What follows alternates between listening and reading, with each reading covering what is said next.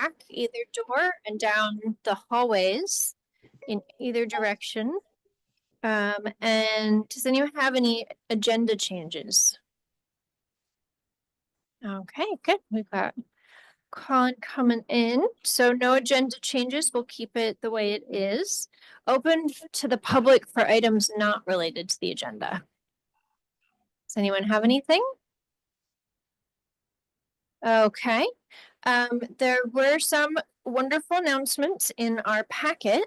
Does anyone have any other ones?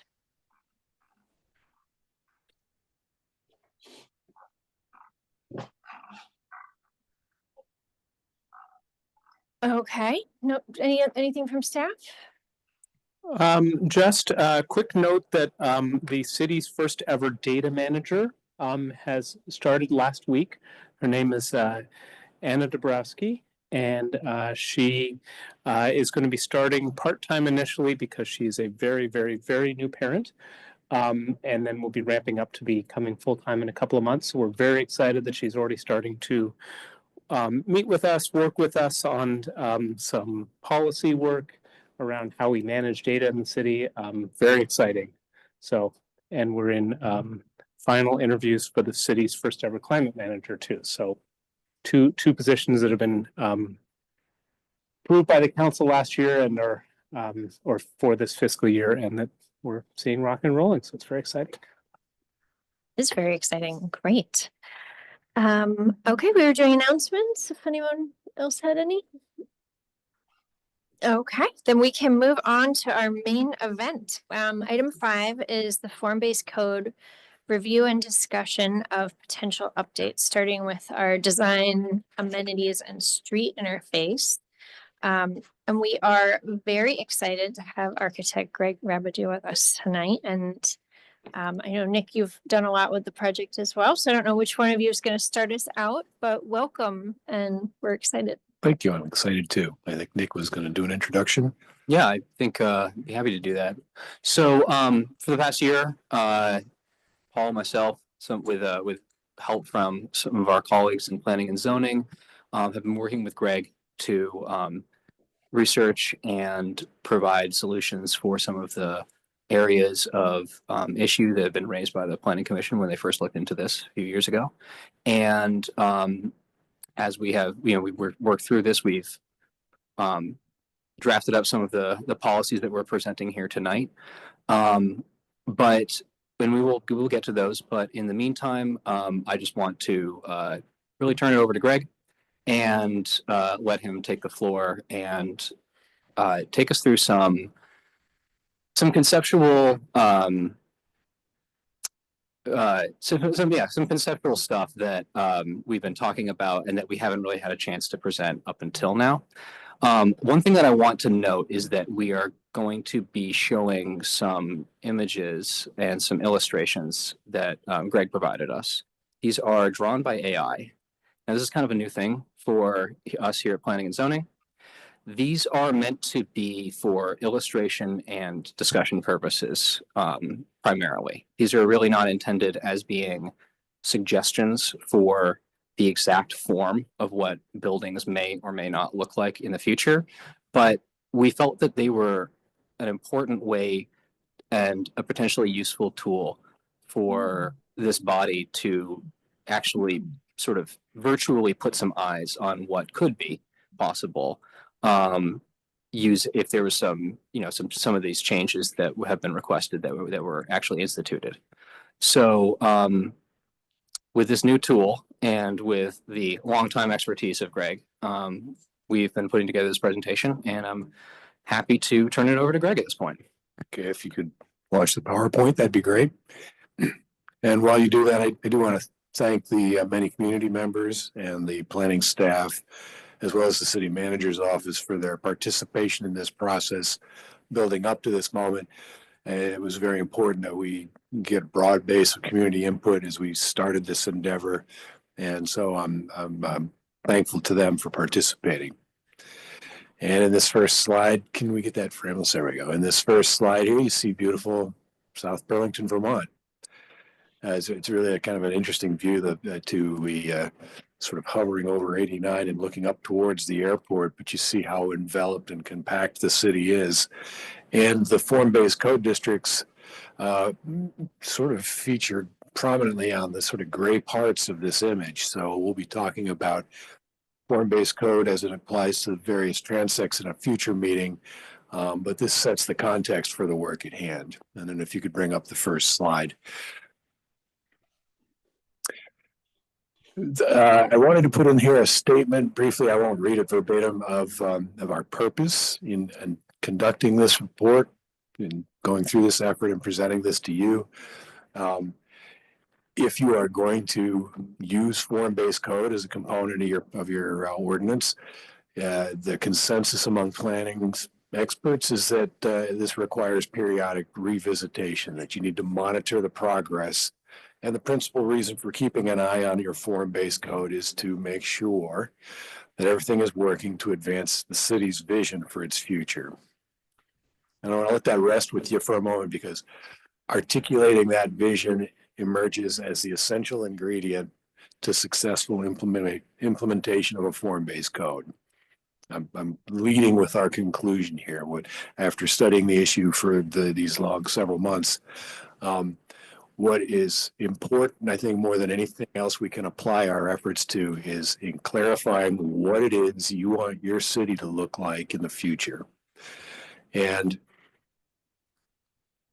I think the way I concluded here on the slide, I'm just going to read that last bit, is that there is clearly an appetite for better, more thoughtful, and more articulate design. And the best predictor of that outcome is through the clarity of your stated goals and the boldness of your vision expressed in words and in pictures. I think you have been pretty successful in launching the use of form-based code. If we could go to the next slide. Oh, wait a minute. Before I do that, if you could just hide the participants, I was going to read a brief list of what we're going to talk about in this presentation. But briefly, I'm going to do a brief summary of the study group's efforts to date, make commentary on projects constructed to date, talk about our desire to create tools to improve outcomes, focusing on three groups of attributes: street interaction, facades and building articulation, and building heights and roof details. This is we think, a sort of core grouping of things that we would like to weave into the regulations somehow to try to affect better design. Now we can. I briefly mentioned that we've done some things before now. I want to just tick those off really quickly so that you understand what informs our opinions. To date, the study group has conducted a review of current literature. We've held the discussion panels with design professionals who have used the form-based code in South Burlington. We held a separate discussion panel with developers and major landowners about the impact of form-based code on their prospects for investment in South Burlington. We conducted a district walking tour with the city staff, compiled digital mapping of relevant parcels, including Vermont GIS and Google Earth imagery. We ran scores of AI inquiries into relevant topics, publishing the results of simulations for use in explaining issues. And we'll talk about that as we get into them. And then proposed a choice-driven compliance path intended to provide flexibility and encourage greater creativity. I'm going to let this stand as a sort of placeholder for the end of our discussion when I will conclude with a brief list of where we think the land development regulations may need adjustment.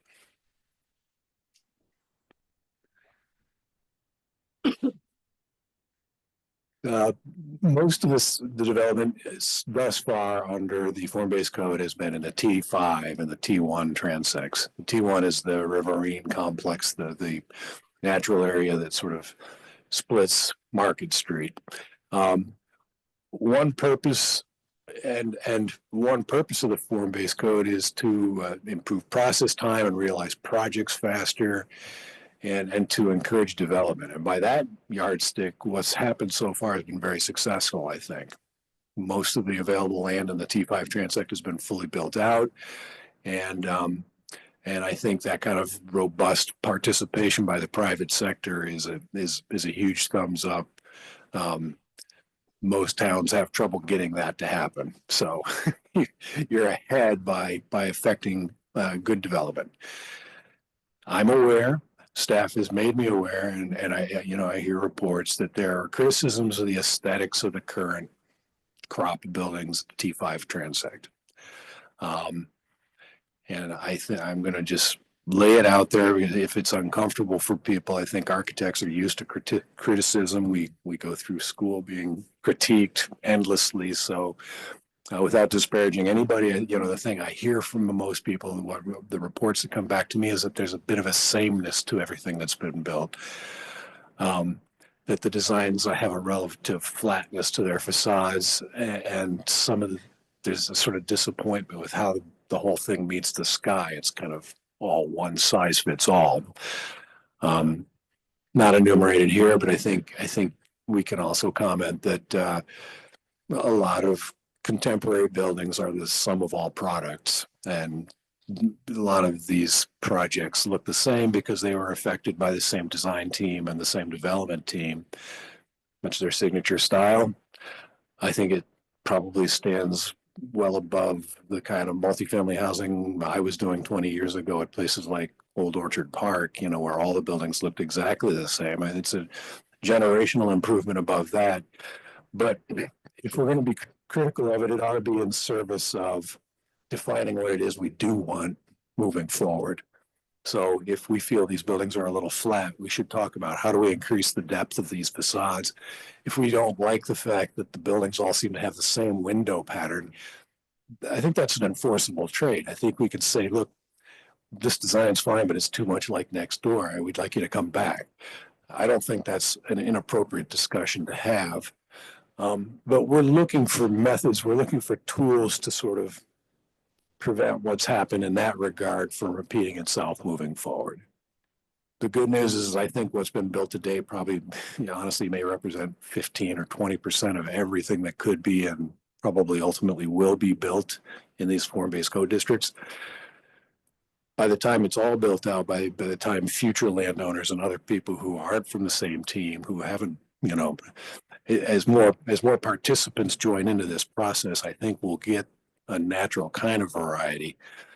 And I think we need to make it clear to everybody out there intent on developing that we want that, and we need to make that desirable for them to say, yeah, okay, we'll do it. So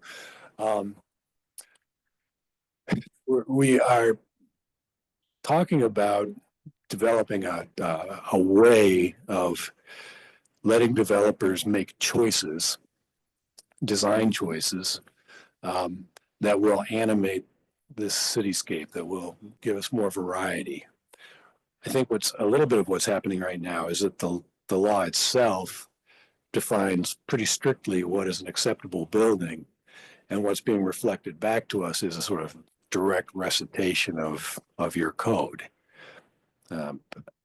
Nick's sick of hearing this analogy, but my analogy to describe it is that the code is a little bit like a chocolate cake recipe, and we're arriving at a point where everybody's kind of getting sick of chocolate cake. So we're going to spend some time talking about techniques to do that, but there's this overarching notion that somehow it would result in a sort of scorecard or some other way of allowing participants to make connected choices that add up to an allowable building. Much in the same way that the energy code gives you many different ways to insulate a wall or a roof, but still expects overall that you'll achieve a certain line of performance. We'd like to see that kind of happening in form-based code in some meaningful way. So, next slide, please.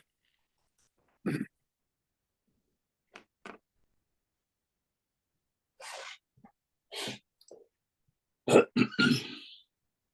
you frozen? Use your down arrow. Okay. This first image is one of our AI inquiries. I'll point out that what I would like to talk to you about with these slides is the sort of streetscape in the middle and not so much the buildings on the edges, which there's a little bit of a dressing room mirror effect going on here with them fading into infinity. But what staff and I've been working on are what kinds of hardscapes can qualify as frontage for purposes of allowing a building facade. And this is going to be really important as people start to develop areas like the mall and San Remo Drive, where the extra value of the proposition is that there's going to be a lot development in the interior. We're going to create blocks that are more than a skin deep. So the road surfaces, what services as an adequate emergency access? To what degree should these secondary multipurpose surfaces be used mostly as pedestrian features, or are they road surfaces?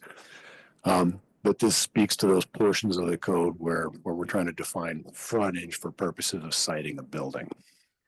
Sure, please, Colin. Well, clarifying question. How are you defining hardscapes here? Well, in the picture on what's my left, you can see a paved section off to the left of the image where, presumably cars would come and go. There might be directional traffic or something like that. Then there's that whole sort of center garden space and the pavements going up to the individual townhomes there. In the image on the right, it's the fact that the whole thing is sort of treated as a paved surface. It's much less road-like and more surface-like in its articulation. I'm assuming that these would be limited access features. They might have bollards or gates on them, or other means to sort of. They might only be used by people to walk to their units. Okay, so would it be correct? A road, but broader. Is that a good way of thinking about that? How you're Or a pedestrian surface that serves as a road when you really need to get something big in there. got you.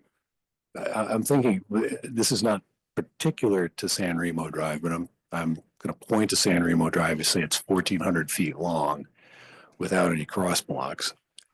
We're assuming that to fully develop that area in the future, we'll have to introduce additional cross streets for the purpose of having frontage that penetrates the interior of those lots. But it may not be necessary or desirable to have additional traffic points. So we could provide something that functions pretty much like a street when the fire department needs it, and otherwise like a park every other time. Okay, thanks for clarifying. So I guess so the idea is that you could have something that maybe looks like the street part of these images, and it would like count as a street for form-based code, but it might not necessarily have cars or as limited cars. That's kind of your point, this alternative street type.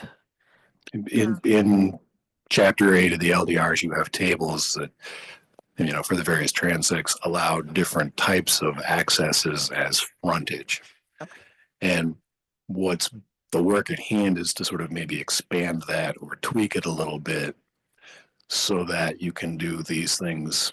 You might consider it an alley, but if it's appropriately detailed, it meets the need without having to dedicate another city street.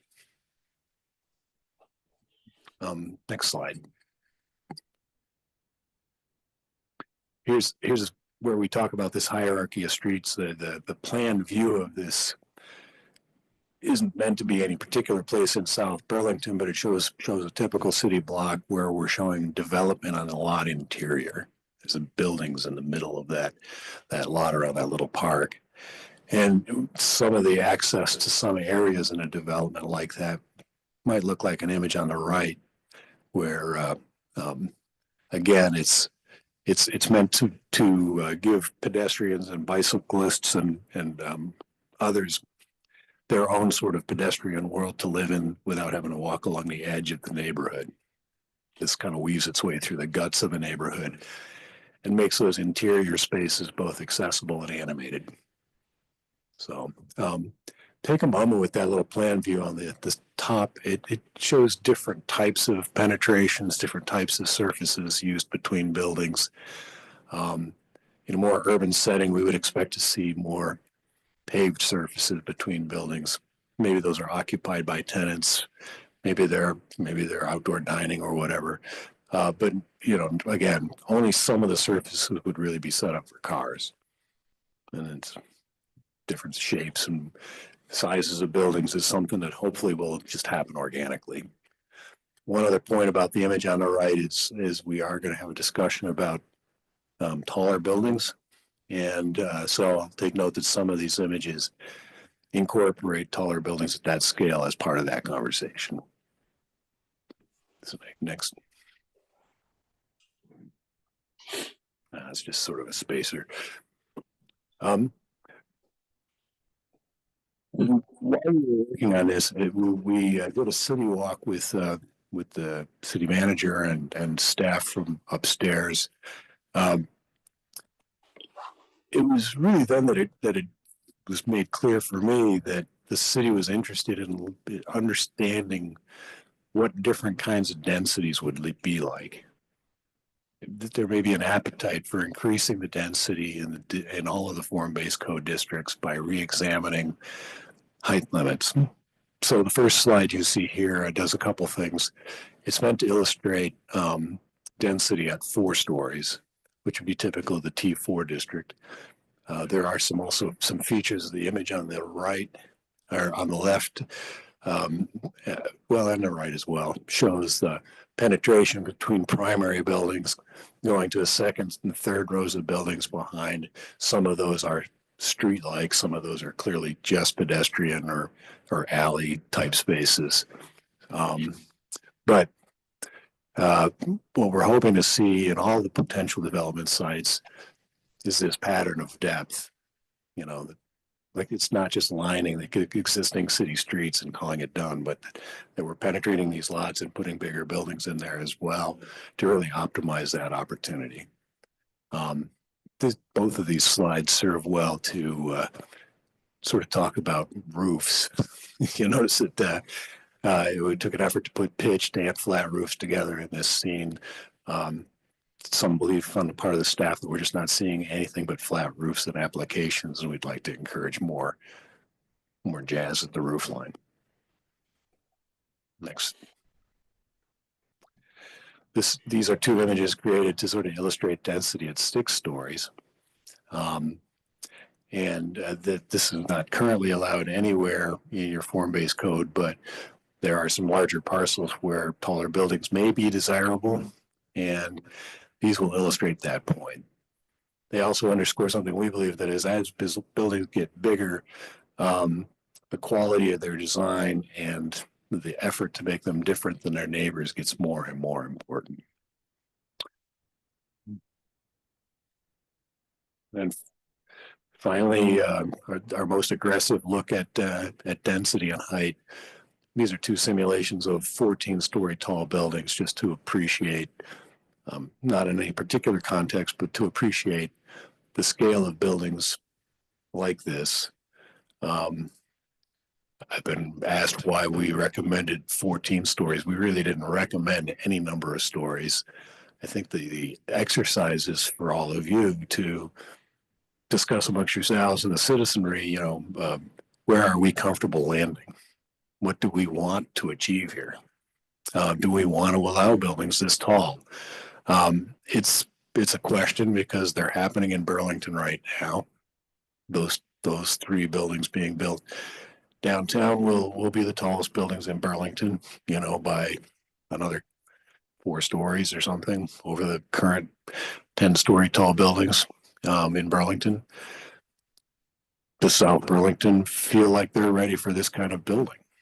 And I present it just so people can understand the relative scales between these different types of developments. And I think you'll reach a consensus that we can illustrate more finely. Next slide.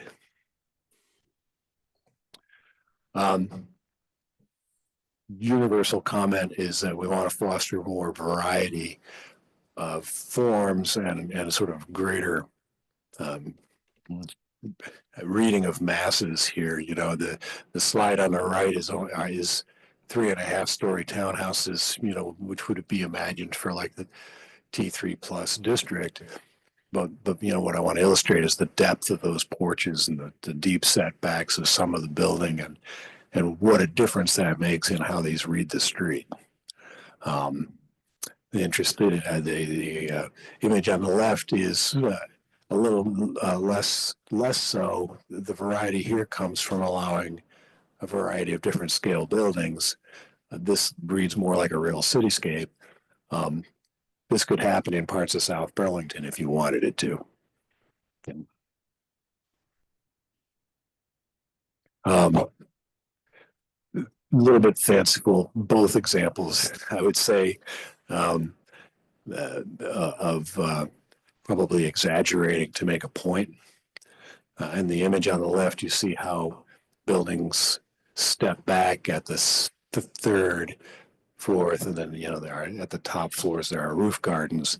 That there are interim volumes that really demass these buildings and bring the entire endeavor down to a more human scale streetscape. The image on the left, the right, is a very nice looking version of a courtyard style building. This building would not be allowable under current form-based code because not enough of its facade is addressing its frontage.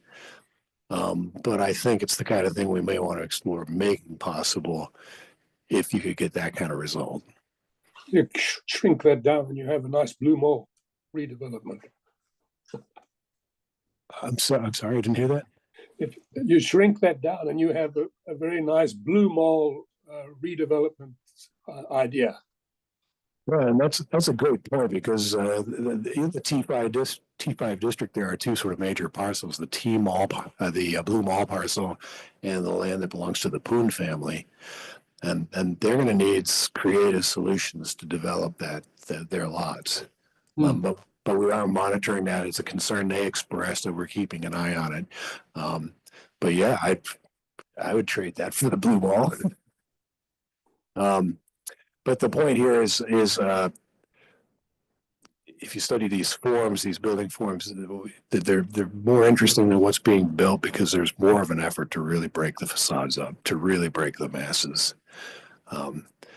We've done it a little bit in my practice. 1185 Shelburne Road was an early example of that for us, where there were stepbacks above the first floor and then again at the third floor. And there are roof terraces and stuff integrated in at floor level. So that's what we're talking about here, is encouraging that aspect. I don't necessarily think we're going to get this look, but the effort to break things up vertically by manipulating mass in that way, I think, is really important to try to encourage. And Greg, just for clarification, 1185 Shelburne Road is on the corner of Fayette and Shelburne Road? Yep. Okay, thanks. So,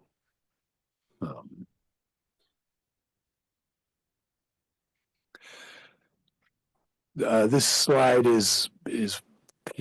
came out of our transect by transect analysis. You may or may not recognize the little green parcel on the left is the corner of Heinsberg Road and Market Street, the vacant part of it. And just looking at the situation as is, one's forced to notice that there's a really large interior to this lot, and it goes back quite a ways. The highest and best use of land in that situation is for there to be development in depth again. So not just that there would be some buildings lining Heinsberg Road and some buildings lining Market Street, but behind that would be another family of buildings to occupy the interior of these lots and fully take advantage of this opportunity. It has also been suggested that this might be one of those areas where those interior ranks of buildings might be allowed to be a little taller than the ones on the street. That's a suggestion that was raised, and it's something we could explore together. But you can kind of get a sense of what we're talking about here. It's not precisely the dimensions of the lot in the simulation on purpose, but that there'd be interior spaces, green spaces, connective tissue, pathways again, maybe not to the same degree as the more urban solutions, but still there. And then a final comment on roofs. I've mentioned it in a couple of earlier slides, but there's definitely a desire to see more happening at the top of buildings where they meet the skyline. And this is obviously sort of a one big-minded solution, a sort of hanging gardens of Babylon. But features like that pergola or the roof garden itself ought to be encouraged and might be worth trading extra density or extra building height for. I don't know the mechanism that works that gets us what we want, but there's a strong desire to encourage developers to think about the top of their buildings as more than just where you put the cooling towers. And is also a strong desire on the part of, I know Paul and staff and myself, to encourage the development of more sort of outside balcony space as part of buildings' requirement to have outdoor space. That buildings with decks attached, if they're done properly with the right kind of material choices and designs, really add a lot to the looks of these buildings, breaks them up more. Here you can see sort of on the left, flat roof buildings, and on the right, you know, what a little different roof line interest might add. But, you know, both examples of streetscapes where, you know, we're trying to deeply modulate the facade, you know, on the right, you know, you really get that a little more flat on the left. So, anyhow. Oops. Are those kinds of bump outs quite common in cityscapes, Greg? I think so. I mean, again, I derive a lot of inspiration from the Plateau district of Montreal, for instance. I Where lived there for 11 years. Very good. Then you understand. They've repurposed a lot of their city streets to have all kinds of functions. So, next slide. I'm going to come to the end of my prepared remarks so that we have time for a discussion and a lot of questions, because I'm sure you've got them. But we anticipate that the end product of this process, when we wrap it up, will be recommendations for revisions to the land development regulations. And amongst those, as we've talked about on some of these points tonight, redefining what constitutes frontage, you know, some of those creative multi-use surfaces, a revision of the way building height is measured, and while we're at it, you know, a potential increase in the number of stories allowed, greater variety in what constitutes street level connectivity. We didn't spend a lot of time talking about that tonight, but we're looking for alternatives to requiring you to have a door every 50 or 60 feet. One, because it's not necessarily kind of lining up with any particular program, and two, because, you know, buildings that run on multiple streets have trouble affecting this efficiently. I'm putting in here that there ought to be some kind of restriction or prohibition on repeated use of the same design. That's my own 2 cents. I don't know if it'll stand, but I do think that staff needs some kind of guidance about, you know, how, to what degree can somebody repeat the same thing over and over again. We talked a bit about this choice-driven compliance path. I think we'll have more to say about that in the discussion time. And then one final thing which has been brought up is more procedural, which is there's a desire on the part of a lot of the participants for some kind of administrative appeal or a board appeal of an administrative decision. The DRB option is Yeah. what we've been kind of thinking about. And so, you know, if someone really gets into a corner and they can't seem to get moving forward, they have a right to talk to somebody on a higher level. That might require them to more fully participate in an application process, but I think that would be their choice to make. hopefully I didn't rattle on too much. I really wanted to bang through the broad topics so that we could have a more direct conversation. And I think that'll be more less boring. But I appreciate your listening and look forward to sort of having you tear it apart now. Thank you, Greg. Appreciate it. Initially, does anyone have any questions that they want to address? And Just have a background question. Obviously, you guys, I know that you had meetings with developers and architects. Oh, yeah, sorry. I know you guys had meetings with the development community, with architects. I'm assuming the folks who've already done buildings were included in those and attended. I guess my question is, I'm just trying to get some background. What was their thoughts or their process in hearing that, there's too much sameness, or, why did you build what you built? I'm just trying to get some background on, okay, how did we get what we got? Greg, could you speak? I'll speak a little bit to the some of their direct feedback, but Greg, could you take a second as somebody who's sort of worked a lot in the private sector and worked with a lot of these folks about sort of some of the economics a little bit of that might be driving design to some extent. I think that's a little bit of what we heard, is that, rectangular buildings are more cost effective to build. Well, I think there are certain intrinsic attributes of buildings that have, say, parking underneath them. As soon as you decide we're going to do larger buildings with underground parking garages, which, I've got a long history with these, it sets the depth of the building, to at least the width of a parking lot, right? That starts to square things off into big rectangles, which you've seen. And I think there's a desire to minimize outside corners and offsets as an economic prospect, even though it's exactly the opposite of what we would like to see as an aesthetic process. I have often designed buildings with, 8-foot offsets and been told to push them in. And I think those economic considerations, you have to be taken seriously if projects are going to get built. But I think I think designers can do better than, a 1 or 2 foot setback. And I think relying on changes of fairly similar materials, or just by changing colors or patterns, doesn't provide enough visual textural variety to really animate those facades.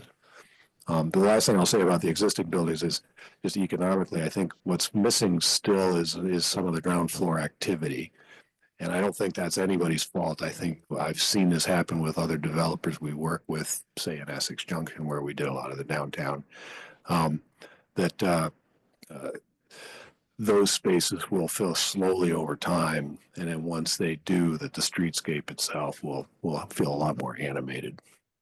I think the placement of the road and the placement of the streets, all of that is fantastically successful. The pocket park is really beautiful.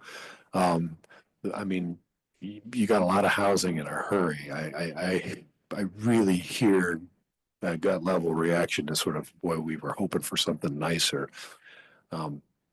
We're here tonight to say, well, that's not your last bite at the apple. So let's paint a picture of what it is we really want to see, so that next time we get a better chance of getting it. Duncan, some of the other feedback that we got from the design folks initially, and then a little bit from the development community, was that they identified a few pain points. So some of it were something, as straightforward as, we put, even though we allow our landscaping budget to be used for a fairly wide variety of things, sometimes the most urban buildings have trouble even finding 20% of the budget to go to trees. And so they wind up doing a lot of, rearranging late in the game to try to sort of meet a budget, for example. We heard that the form-based code is very numerical, which is great when you're meeting the numbers. And if you're off by 0.5%, that it is a challenge. So, let's say 30% upper story windows, if for whatever reason the design is leading to 29.4%, that that figuring out how to get that 0.6% and not sort of redesign an entire building has sometimes been challenging and been butting up against other codes like energy codes. We got some feedback that when the form-based code attempts to not have gray areas, but when there is a gray area, that especially the first time through for applicants, it was challenging for them to figure out, is this a yes or is it a no? And figuring that out and then getting staff feedback and then going back to it, the soft cost with that time is money that can really eat into costs. And so I think, to the point that Greg has raised about some similarity of buildings, it's not surprising that once a developer, an architect was able to determine a clear path to a yes, that only minor modifications of that could get an even faster approval. And so figuring out how can we give fast decisions, yes or no, on concepts. Some of the design folks felt like they were boxed in a little bit in terms of creative design. For example, the 1068 Williston Road where the old Holiday Inn was, it was, a lot of working through. The front part of the building has, I believe, 5 stories and a mezzanine with it. The back part of the building is a parking garage that is 4 stories, and at some points those stories match up with one another. Figuring out what's the height, what are the feet, are they within their caps? Could they put, what does the rooftop look like? In order to do a creative design there and then have the diagonal roof was a fair amount of, we hadn't thought, the code doesn't contemplate part of a building being 5 stories and part of it being 4 stories, and a mezzanine being within it. Sort of that kind of thing when somebody's trying to do something creative. I think that they felt that was a lot of time and therefore cost associated with that. And I think that was some of the feedback, I think, from the development community. The concerns, or the property owners' concerns, were in a little bit of a different vein around a lot of what we've seen built today has been flat, either undeveloped sites or a site where they've removed the buildings. A lot of what we're going to see next is going to be infill and smaller parcels, or parcels that are at sort of a diagonal street corner. They have the potential to make for interesting buildings, but they are also more and more going to be the case of, the exception to the rule of the square, clean site versus the, there's a pre-existing building that we're working around kind of. And how can the code make sure that it allows for infill development, redevelopment, and also, addresses all the last things we talked about making sure that there's clear pathways forward for those properties. That's some of what I heard. I don't know, Nick or Greg, what else did you hear? Well, I think I alluded to it a little bit earlier, but I would restate the principle that if you set your form-based code up as a sort of set of numerical limits, projects are going to expand up to those limits, and you're going to get a reflection of those numerical values back in the built form. We've been recommending that you look at treating requirements more as a range rather than a hard number. For instance, the form-based code currently specifies the definition for story, and then says buildings can be 4 stories. It's in the spirit of form-based code to leave it at that and not worry if it's 52 feet or 48 feet. And I think that allows builders and designers to make choices unconstrained by the imaginary number in the sky, which could speak to choices of the depth of floor framing or other structural choices. It's impactful in a lot of ways. Yeah, the way I heard it put by one designer was that our fairly narrow numerical design code is essentially a de facto template for approval, and that the buildings, the Snyder Braverman buildings that we've seen built, are a reflection of that. They're things that have been built to that template, basically.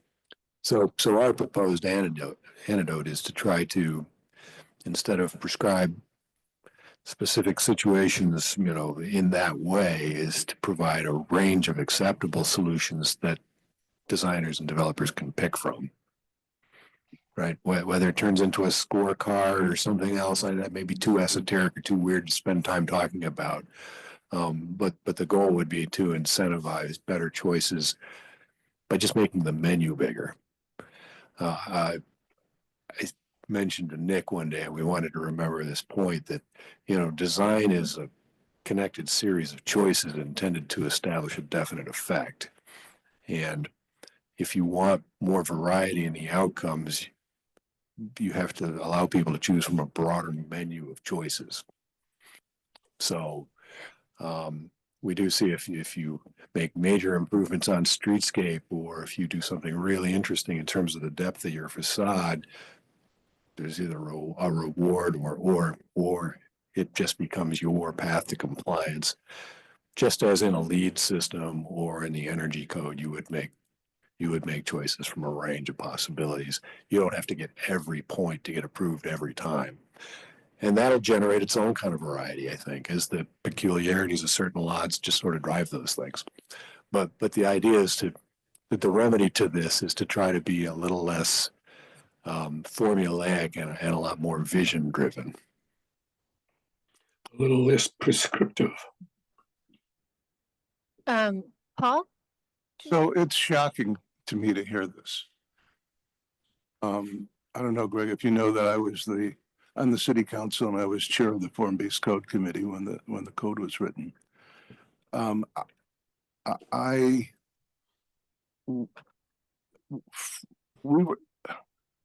whole perception of this from the very start was that we were writing code that was liberating and not restrictive. I mean, it's just incredible to me to hear that the problem with form-based code is it's too restrictive. I mean, that to me is just, how could this possibly be? How could it have turned out like this? I have no idea. I personally, myself, I don't blame the code, but I don't know.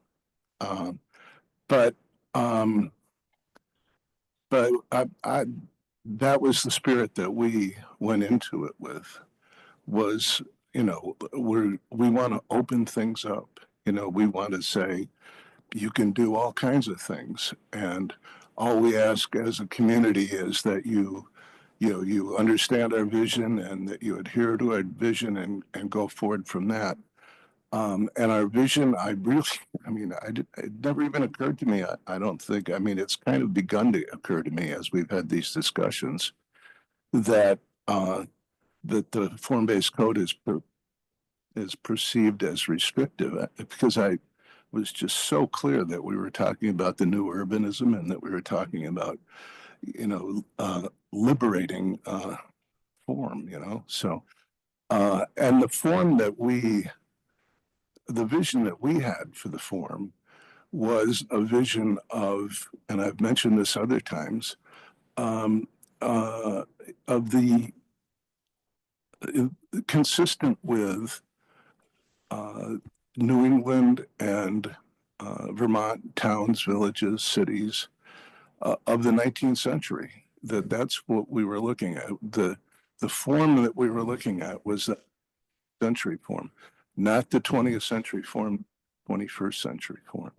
So we were looking at, what the buildings across from the park in St. Albans look like, or, what Woodstock looks like, or what Stowe looks like, or what Worcester, Massachusetts looks like. It was that kind of like, let's have a city that looks like it was built in the 19th century, but was actually built in the 21st century technology.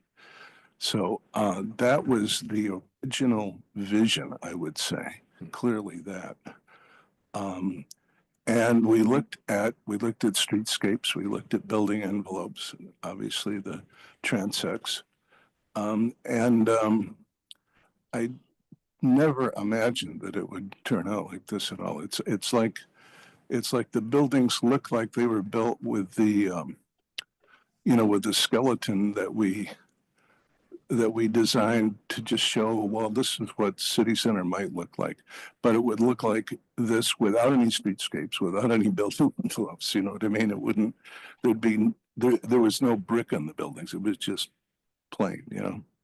So I applaud what you're doing, and I like your building. I've said this many times here too, that I like your 1185 Shelburne Road building. I live over there in Shelburne Road, off Shelburne Road, and to me that's a nice building. And the credit union, East Rise Credit Building Street, I think that's a nice building too. So I don't know what we do with this. I don't know what we do with what we've got out here, other than, as you say, if you're going to look at San Remo Drive or on the other side of Williston Road, or the shopping mall, Blue Mall, at infill. I don't know. Can we really turn this around? I don't know. To me, and I'm glad to hear you mention that there are people that say, I would never go down there. That is just a terrible, ugly place, and I would never go to city center.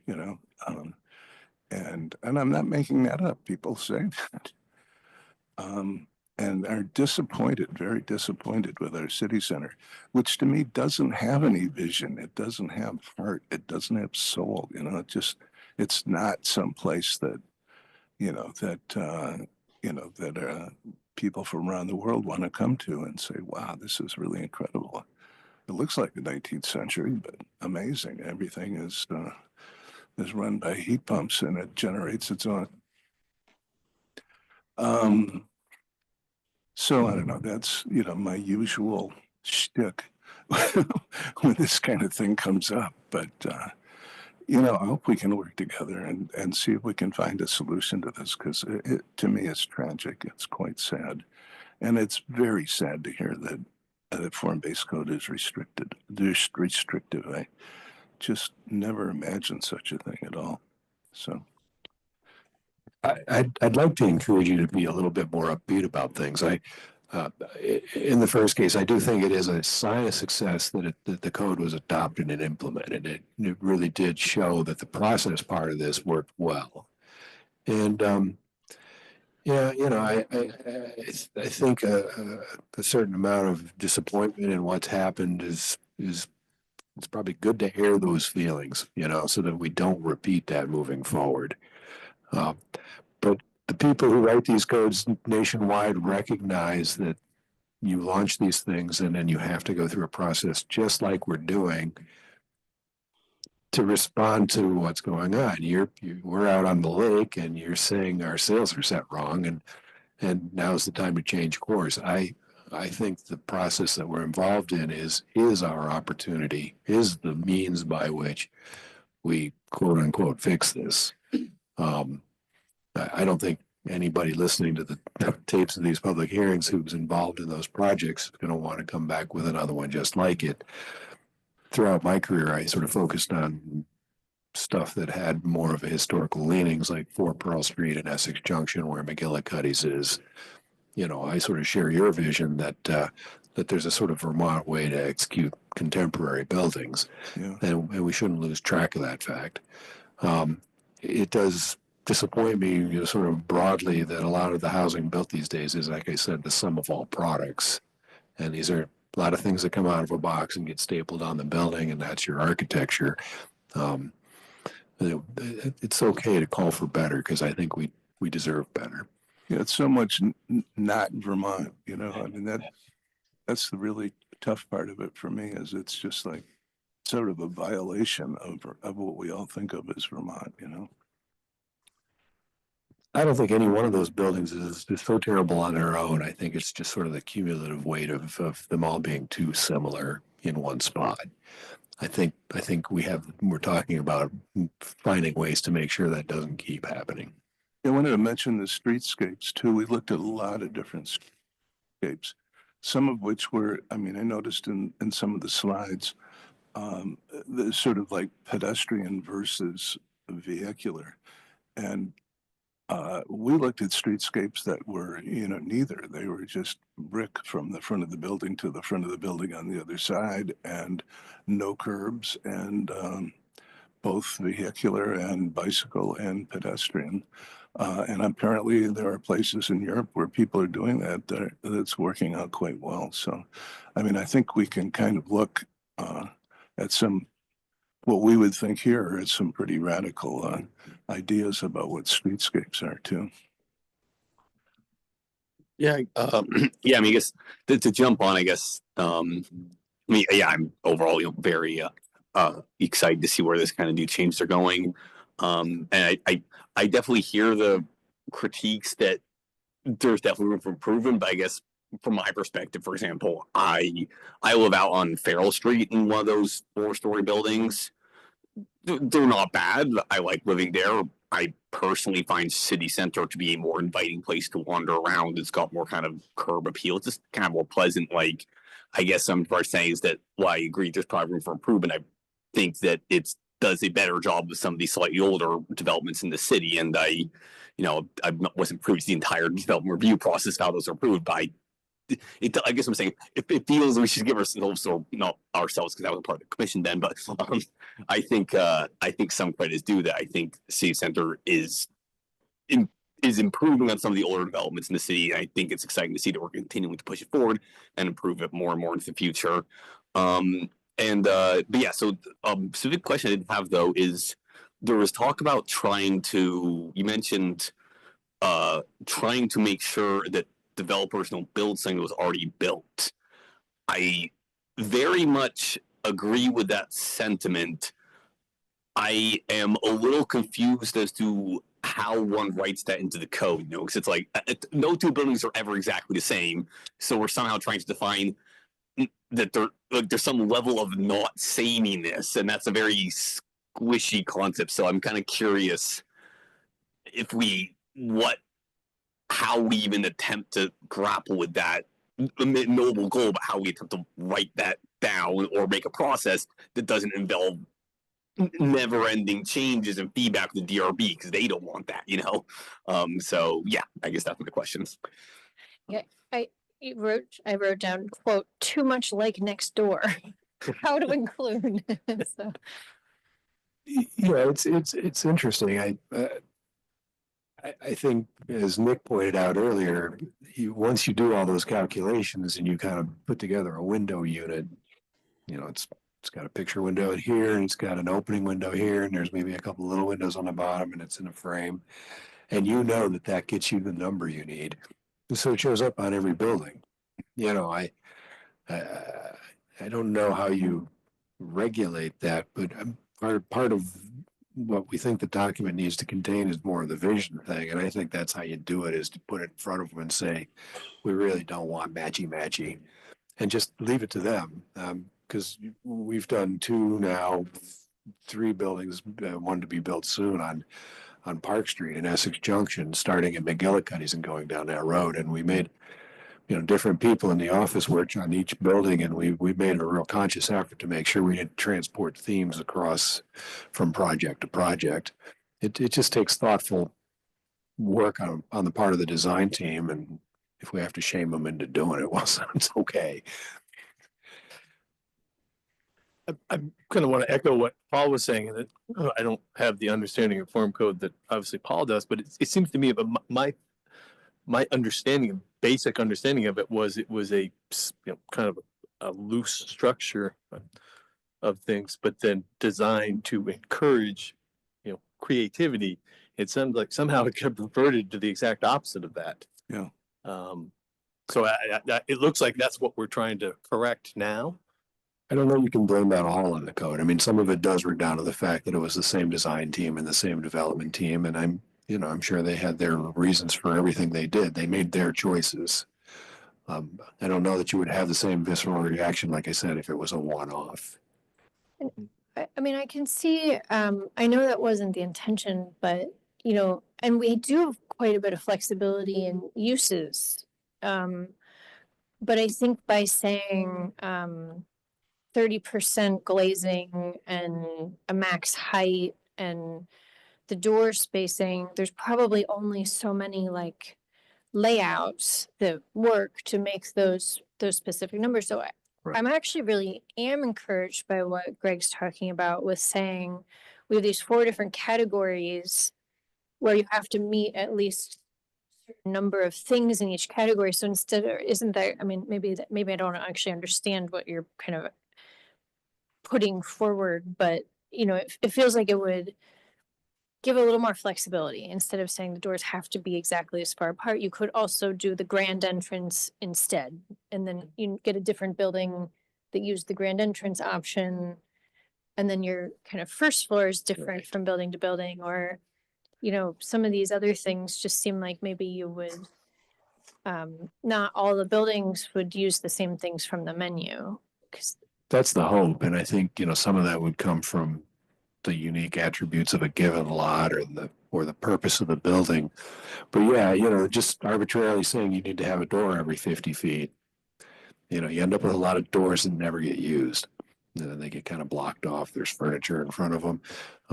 You know, and you can say, well, a grand entrance is a good substitute, but maybe an arcade or a colonnade would be, maybe some kind of building pass through. If people had, you know, a wider range of choices, you know, pick one from each of these columns, and as long as you get to a score of 30 or more, you're in. That's kind of how LEED works. Some structure like that allows you to put it right in the regulations. We'd really like to see 9 over 9 windows. Okay, you're not going to do them on every building, but or industrial sash windows. You know, you could put these in as choices, and that way, instead of trying to worry about the math of it, we go for the look of it, the feel of it. Originally, the reason for that kind of definition was to try to attain that 19th century village or town look. I mean, those are the dimensions of buildings like that have entranceways every 30 feet or whatever it is we came out with, and a certain facade. And you know, that was the idea. We're trying to build a 19th century village in the 20th century, or the 21st century. So that was why there were those prescriptions like that, so that it would turn out like that. And it was just, I think that's where the misunderstanding or lack of understanding came in. That was then that became perceived as restrictive, whereas we were trying to be definitive about it so that it would turn out in a certain way, you know, so. And I guess I just think about, you know, my office when I go over there is in Waterbury, and you know, each of those buildings are maybe a similar height and doors are spaced like that, but they were built not all in the same moment. So, you know, some maybe they're like, you know, the first floor glazing is actually quite different from building to building because they were for a different use. And then, you know, there's a little alleyway that now they're actually making less scary, and it's going to be pretty great. So I don't know. I just, you know, as you walk along, like some of them have kind of like a setback door or like a little overhang. I mean, you it know, may they just be wind up- that it turned out to be an impossible task. And you know, I think the materials come into it too. We have a lot of very like modern feeling materials, and I don't know. I haven't.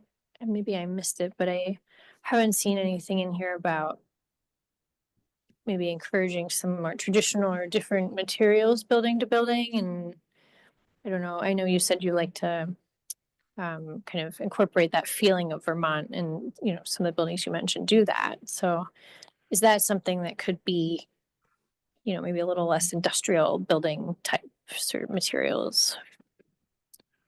There does exist a longer version of this in a kind of written report, and we did spend some time kind of expanding that. We thought for the purposes of tonight to just sort of focus on 3 or 4 big ones. But the overall goal is to say, what are we not seeing that we'd want to see? I think, for instance, Italians build very simple rectangular buildings, but when they put a window in, they put a lot of jazz around the outside of that window, and it makes the whole thing come off as a very cool building. There are definitely more than one way to animate a facade, and what we need to do is generate excitement around the idea of it, so that developers, feel like loosening the purse strings and adding those extra few details that really make the difference. Brian Cairns just finished a building down at 510 Shelburne Road. Tyler Cody was the design architect of that in our office. He's since moved on, but I think that's a great example that shows there's no reason why you can't do buildings that have that are more articulate. The former Kegel Sitco, for those who. Oh, Yeah. It's out my window. I've been watching it for a lot. Perfect. It was good. It was good. You'll see it go. Michael's had his hand up. Do you want to go ahead? It looks good. Or did I cut someone off? Were you still talking, Greg? Okay, Michael, go ahead. Yeah, I'm not convinced that it's a problem with the code. Yes, it is a little too prescriptive, and as Greg's mentioned, we need some flexibility for the designer. But I would venture to say that if there were 3 or 4 different developers on Market Street, we would have a much more interesting variety of buildings and building facades. They don't all have to be New England clabbered. There might be other materials. So I think the code is too prescriptive, but I don't think it's the reason why we've got a canyon rather than a street. We have one developer who, as Greg said, has a template and has used it because that's economically makes sense for him. So, yeah, the code needs some work. But I also wanted to respond to a question Greg had about how we feel about taller buildings. And I'm a proponent of taller buildings, not any old way. But as you pointed out, in the center of a lot with the lower buildings on the outer limits or outer boundaries of a property, or if you have one as a property that is along a primary street, then the taller buildings should be in the rear, so that we don't have them overhanging the street and creating this sort of canyon-like feel that we have on Market Street.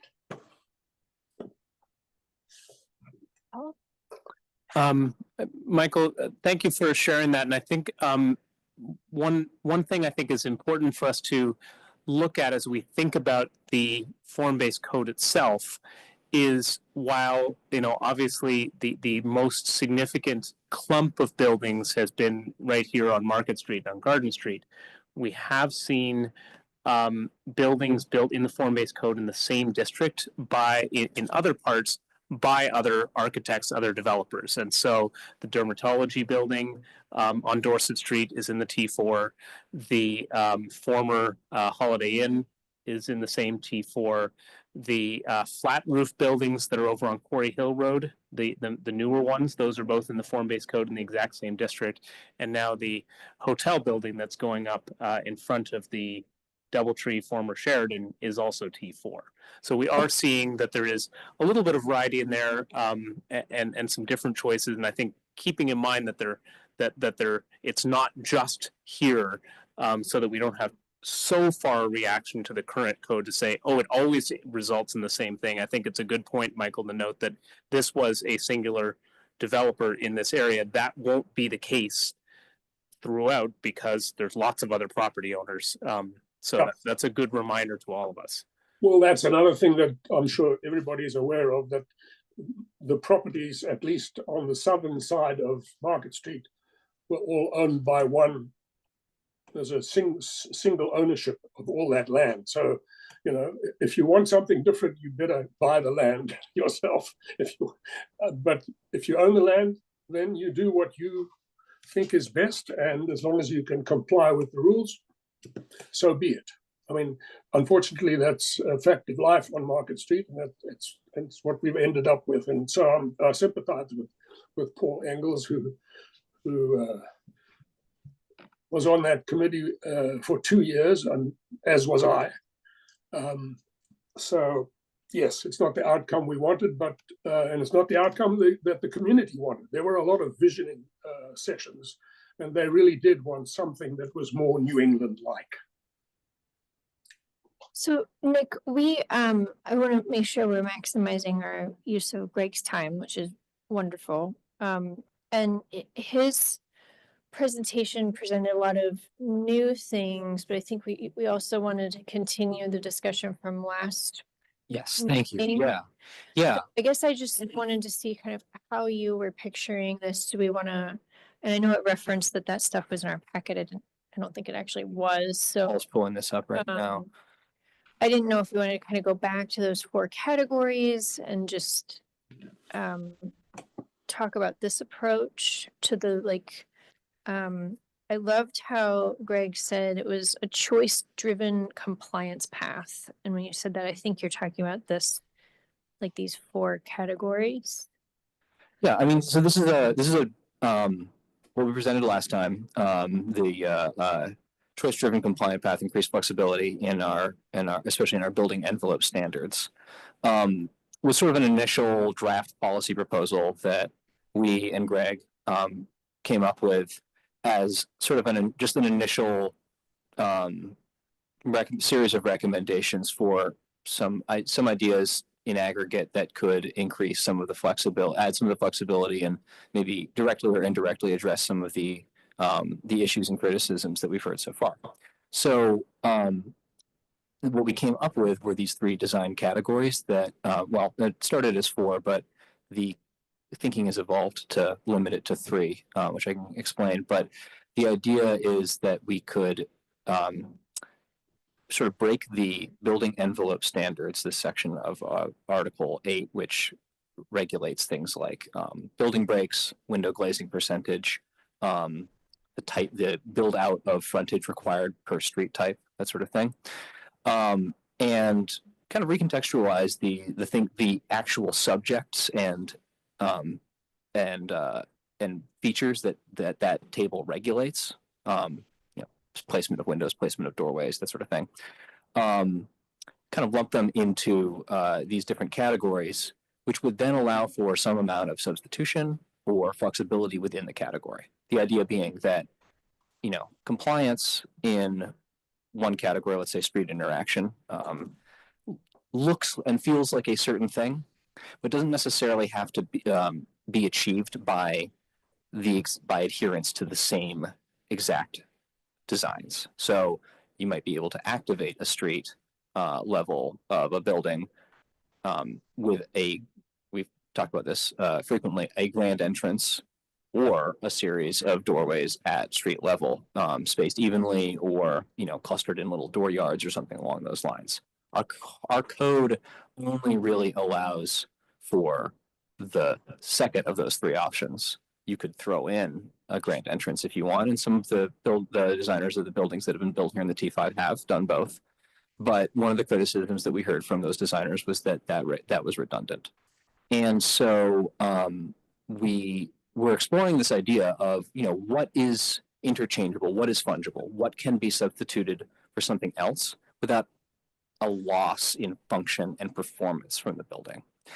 So the idea here is that things that would be lumped into each of these categories would be things that could be potentially substitutable for one another. And one of the things that we were hoping to talk about tonight, and one of the reasons we wanted to talk about it tonight with Greg here, is because frankly, some of these things are a little bit out of my expertise, at least, as a planner, and are much more in the category of someone who's a trained architect. Whether a particular cornice style on a roof could be achieved, but whether the function of that could be achieved with a different kind of design or something like that. And just to add one sentence to it, thank you for all that, Nick. At a very high level, and maybe Greg, I don't know if commissioners, you want Greg to speak to this, but these 3 main categories of interaction with the street, facades and building breaks, and height and roof profile, the idea is that if the general massing of the building, that the building is up against the street, it's taking up the majority of the street, or it has a courtyard. If you're achieving those basic fundamental components, then these three are really what drives quality design in these three buckets. Is that a, how would you characterize that as the architect? I wouldn't say that they're the totality of everything that makes it happen, but I think we agreed that these were sort of the most impactful, the most immediately impactful. Taking larger buildings and demassing them through careful composition of smaller masses is a big part of making larger structures human scale. And we were getting pretty clear indications economically that these bigger buildings are kind of necessary in order to pencil out. That's what we're getting a lot of because that's what works financially. So, we have to take that into account, that we're not talking about doing lots of little 8-plexes or anything, which we started out thinking might be the answer. For the city to achieve its housing goals, it has to go aggressively towards more volume. And so we do have to wrestle these things to the ground so that if it happens, it happens well. I don't know, did I skirt the question?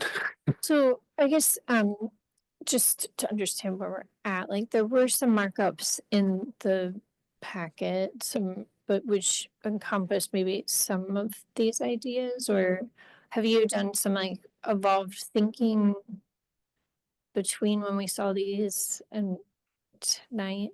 Because I'm just wondering, like, what should we be commenting on right now? Because I'm not sure if this is outdated.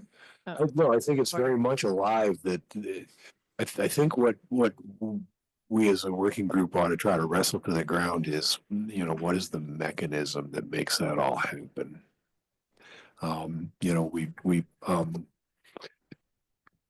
Do we want to do something like a lead system where we just literally do a scorecard, or do we want to populate the regulations with more and more specific graphic representations of these concepts, kind of like we've shown you tonight?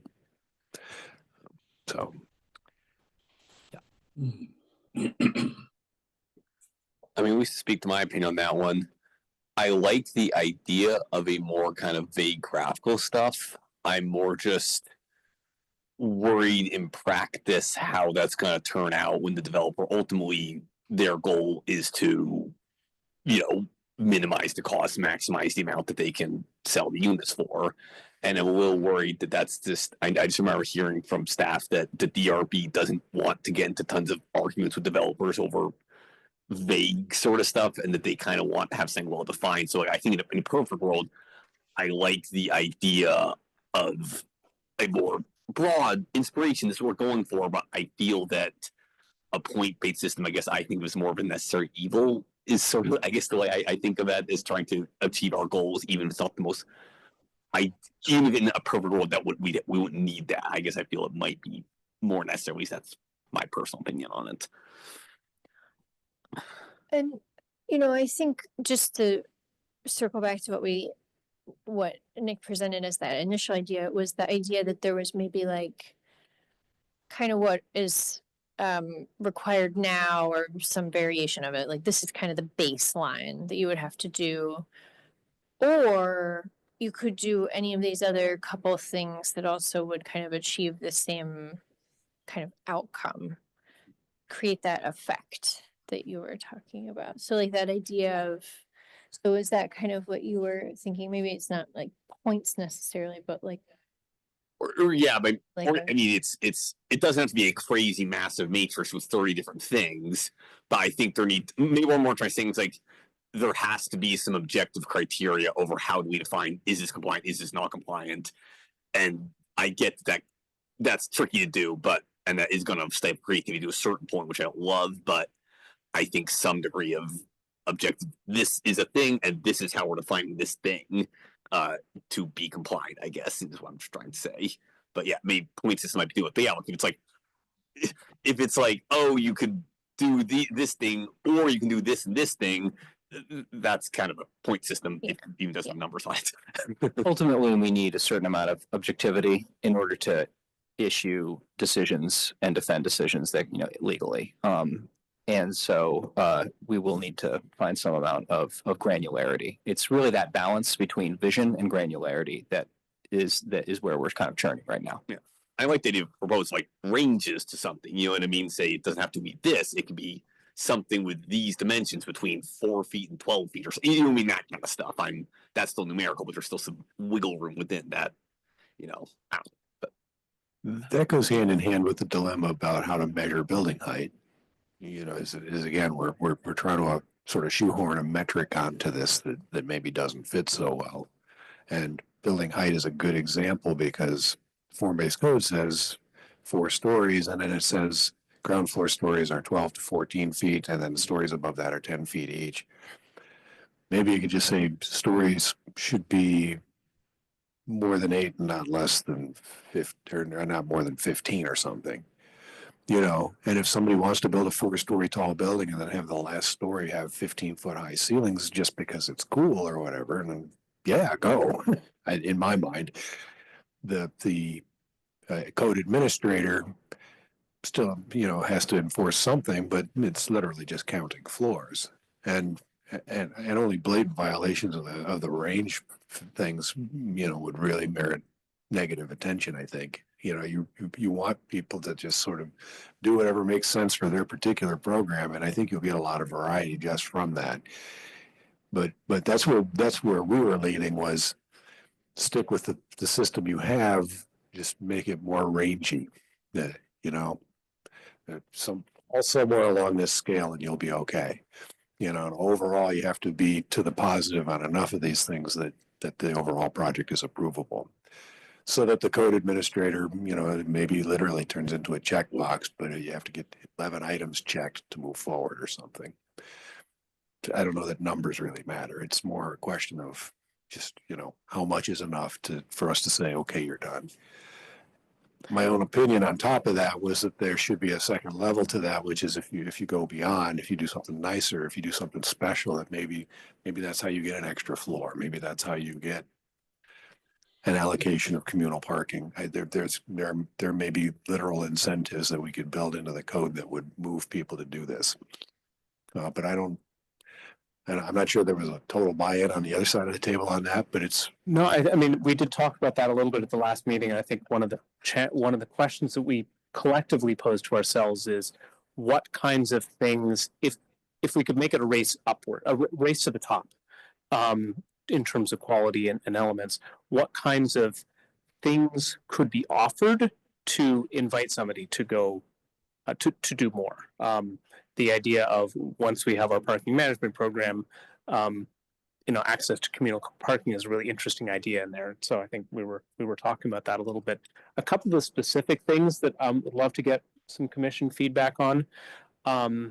In I guess page 3 or 4 of the memo, there's some examples of how we've been thinking about how these different areas of design interact.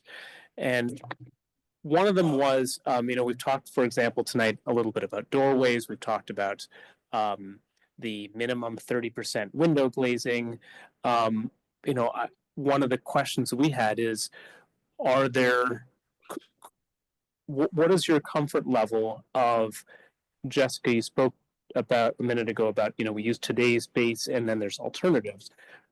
Maybe there are some places where by enhancing another category, they could be reduced a little bit in a category. So, Paul, while you were speaking about St. Albans, I looked at the streetscape at St. Albans, and some of the buildings have probably less than 30% windows, but others have a lot more. And so could somebody say have 25% upper story windows if they did another thing, to give that much more room for flexibility, because 30% windows sort of defines how everything gets laid out, for example. Another one that we've been wrestling with a lot at the staff end, and we don't have a formal recommendation on yet, is we were a little bit surprised to hear that feedback from the development community, that a couple of them were inquiring about whether they, as an applicant, could request a DRB review. So in the form-based code, everything is administrative except subdivisions. There is an exception, an allowance for doorway standards in the T4 and wetlands. That's it. Everything else is required to be administrative. It is administrative. Occasionally it has come up where a developer said, well, this is sort of a gray area. Could I propose to be a slightly different version of what I'm proposing and not be quite as numerical and bring it to the board? I'd love to, hear the board get their decision on it. We were a little bit surprised that that was some of the feedback, because a lot of the feedback leading into the form-based code committee was, we would like to be administrative. So we haven't quite, it would still have to have robust standards, because the board has to have robust standards, just like the administrative officer.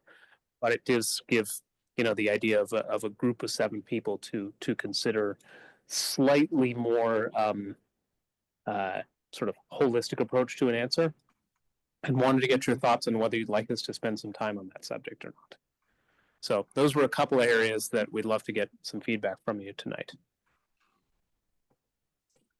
We're clearly stunned.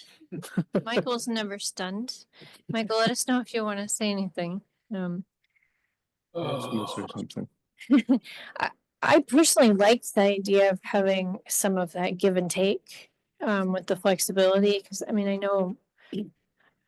mostly designing in rivers, which never fits them all, but no design meets all the criteria perfectly, and it's very hard to. So it feels like if there is some way to evaluate this thing is extra good, and maybe it makes sense to have a little bit less window coverage, and it feels like having some kind of flexibility like that could be really helpful and lead to some of that those design aesthetics that Paul was talking about potentially.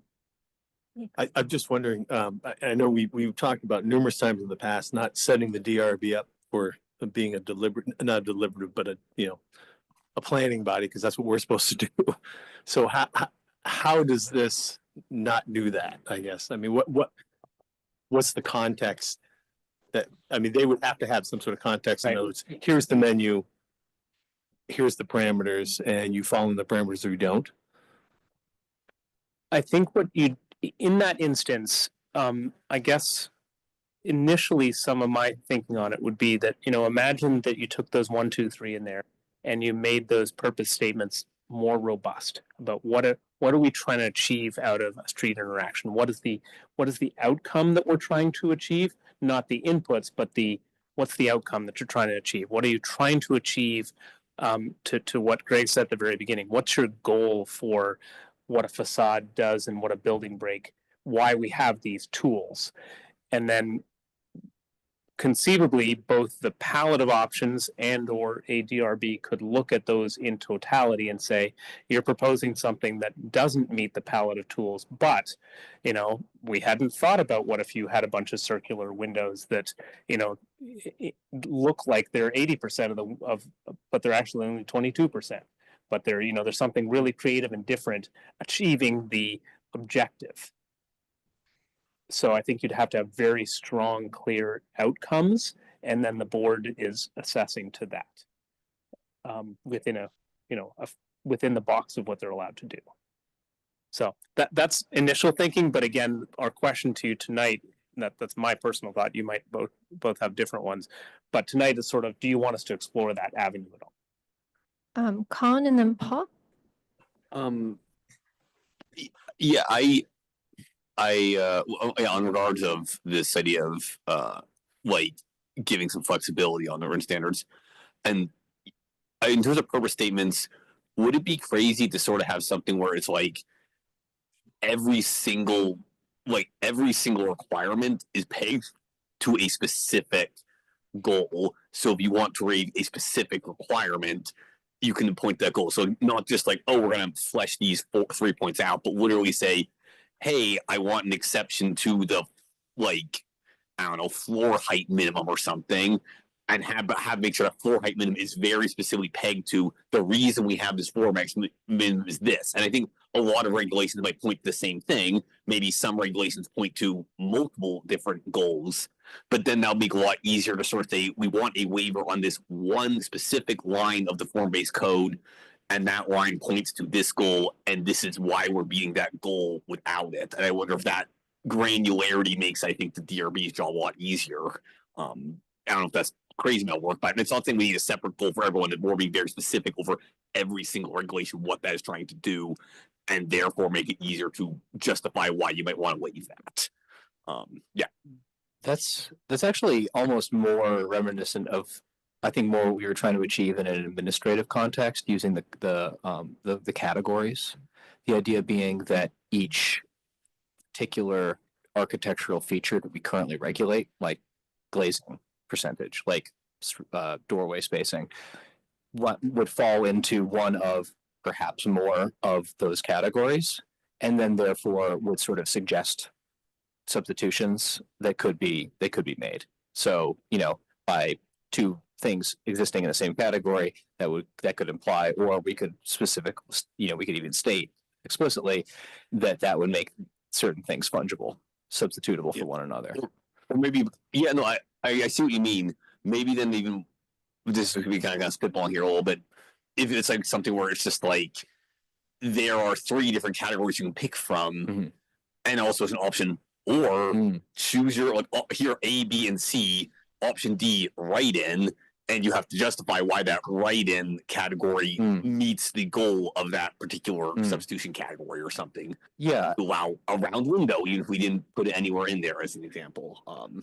Yeah, let me offer, at least on the mechanical side, I believe it's probably still in the best interest of the city and the functionality of the form-based code to let the code administrator be the code administrator.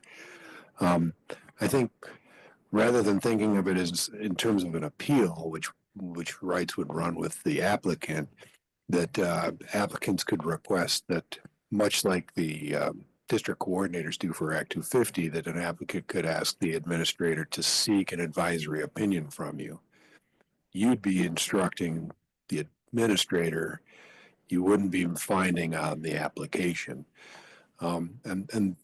That's pretty much how it works with Act 250 as well. They do have a provision where if you've got a great idea, you can kind of write it in, and somewhere it goes off to them, and they send you back a thing saying okay or not. But I think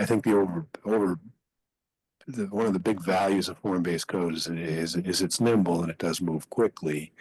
I think people could make their own choices that if they really wanted to pursue it. But if there was a program where the administrator came to you every couple of meetings and said, "I've had this request, I'd like an advisory opinion," you could say, "Our intention when we wrote this law was this," and then they go back and make their decision.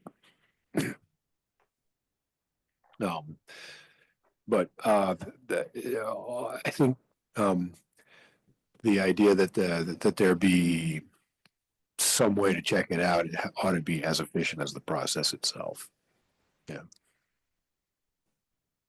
That was the original, intent of having. That was the incentive for the developers, was that they could get an administrative decision that would save them, years of legal fees and administrative costs, and back to the DRB and back from the DRB. I mean, that was the incentive for the developers to do what we thought at the time, and I think we were correct, because people are now saying this is what we thought was going to happen. That if you do what the community wants, then you get a pass. You get to go to the administrator and go ahead with your project. I mean, that was the incentive system that was built into the form-based code at that point. And I think that's reasonable. I mean, I don't know that we need to incentivize that with, if you get 10 points and, you get a trip to St. Albans to see what form-based code looks like, that is the sort of discussion we've been having is, do we want to get into that? But we do somehow want to encourage people to broaden their thinking. Yeah. And the other option is that we just pack the code full of a lot of graphic examples and say this is what we like. We either redound it down to words, or we find a way to say it graphically. And there may some of these concepts may just better be depicted that way. I was going to say before Paul started talking about this, that as a council, I mean, just as I've thought this many times too, that I mean, our job is to build a beautiful city, that's attractive, that people want to live in and want to come to. We don't really, we shouldn't be obsessed with the function and the little intricacies of everything. It's like, that's a beautiful building, that's an ugly building. I mean, we all know this. I mean, it's not it's not some quantitative thing or something. It's a thing that everyone perceives. I'd like to think of us as that. I mean, that's the old, providing vision. What do we want the city to look like? What do we want the city to look like 10 years from now, 50 years from now? And that's what'll make a city happen and make a city attractive. And it is too bad that well, I won't go through it again, but that money eventually prevailed. Michael, you want to go ahead? Hang on a sec. I think Greg and Colin probably covered what I was going to say, but in very broad terms, we want to give builders, developers some flexibility is what is the sense I get, the general sense I get from the discussion we've had, because the current version of the form-based code is too prescriptive. So in broad terms, anything that is visible in a facade, such as glazing orientation and glazing amount, location and number of doors, ground floor glazing versus upper floor glazing, all these things which have a visual impact on people who live in the city, we should give the builder, the developer, some range within which they must comply, but not 30%. It has to be X, from X to Y. 30% may be the maximum, but perhaps a designer has an idea that he wants more. So we should, and that may be something that looks really nice. Who knows? So that's my sense is that's what we've come down to, that we want to build in some flexibility into the code, particularly the things that are visible in a facade.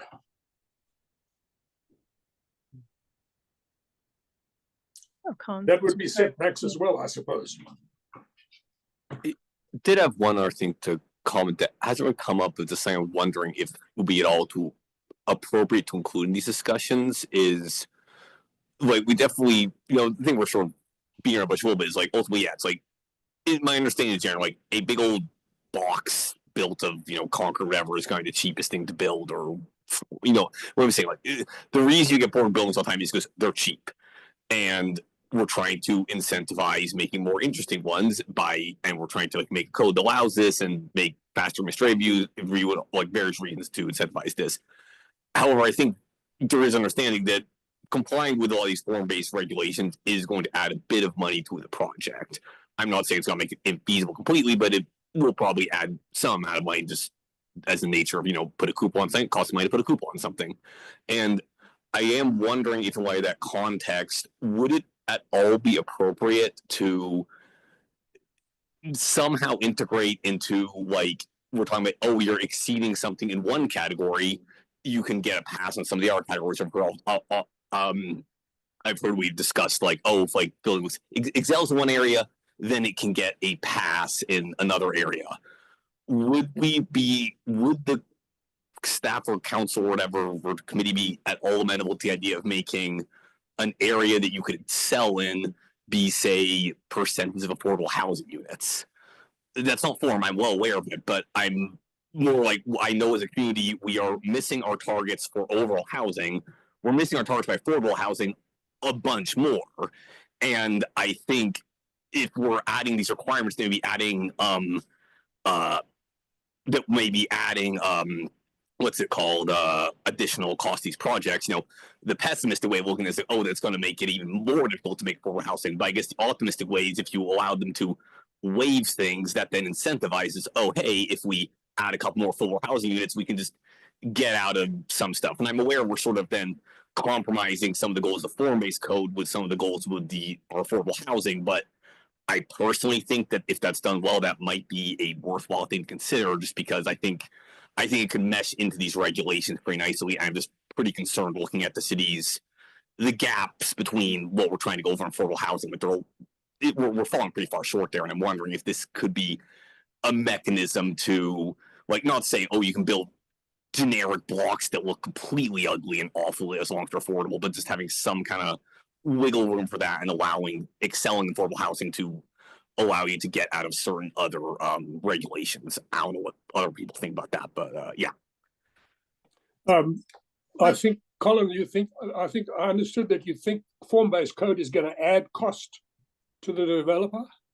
Well, I mean, yes. It should be the other way around. It should reduce costs compared to having to make a full application to the DRB for something that isn't form-based code.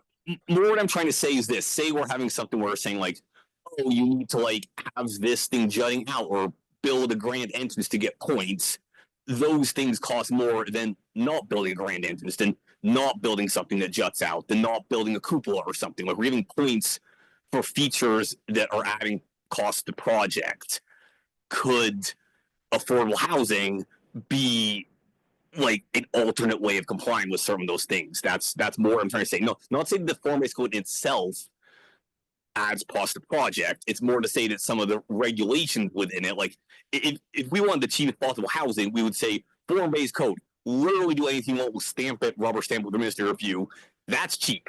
At least from a developer standpoint. I argue that's not the best of the community, and I think we're all agreeing on that. But I guess what I'm trying to say is that some of these ways of getting points are maybe adding cost to the project. I'm wondering if you could then say, this is an excelling, like adding this cool thing is excelling that's going to cost a bit, or adding another affordable unit is another cool thing that excels. That's more what I'm trying to say. Does that make sense?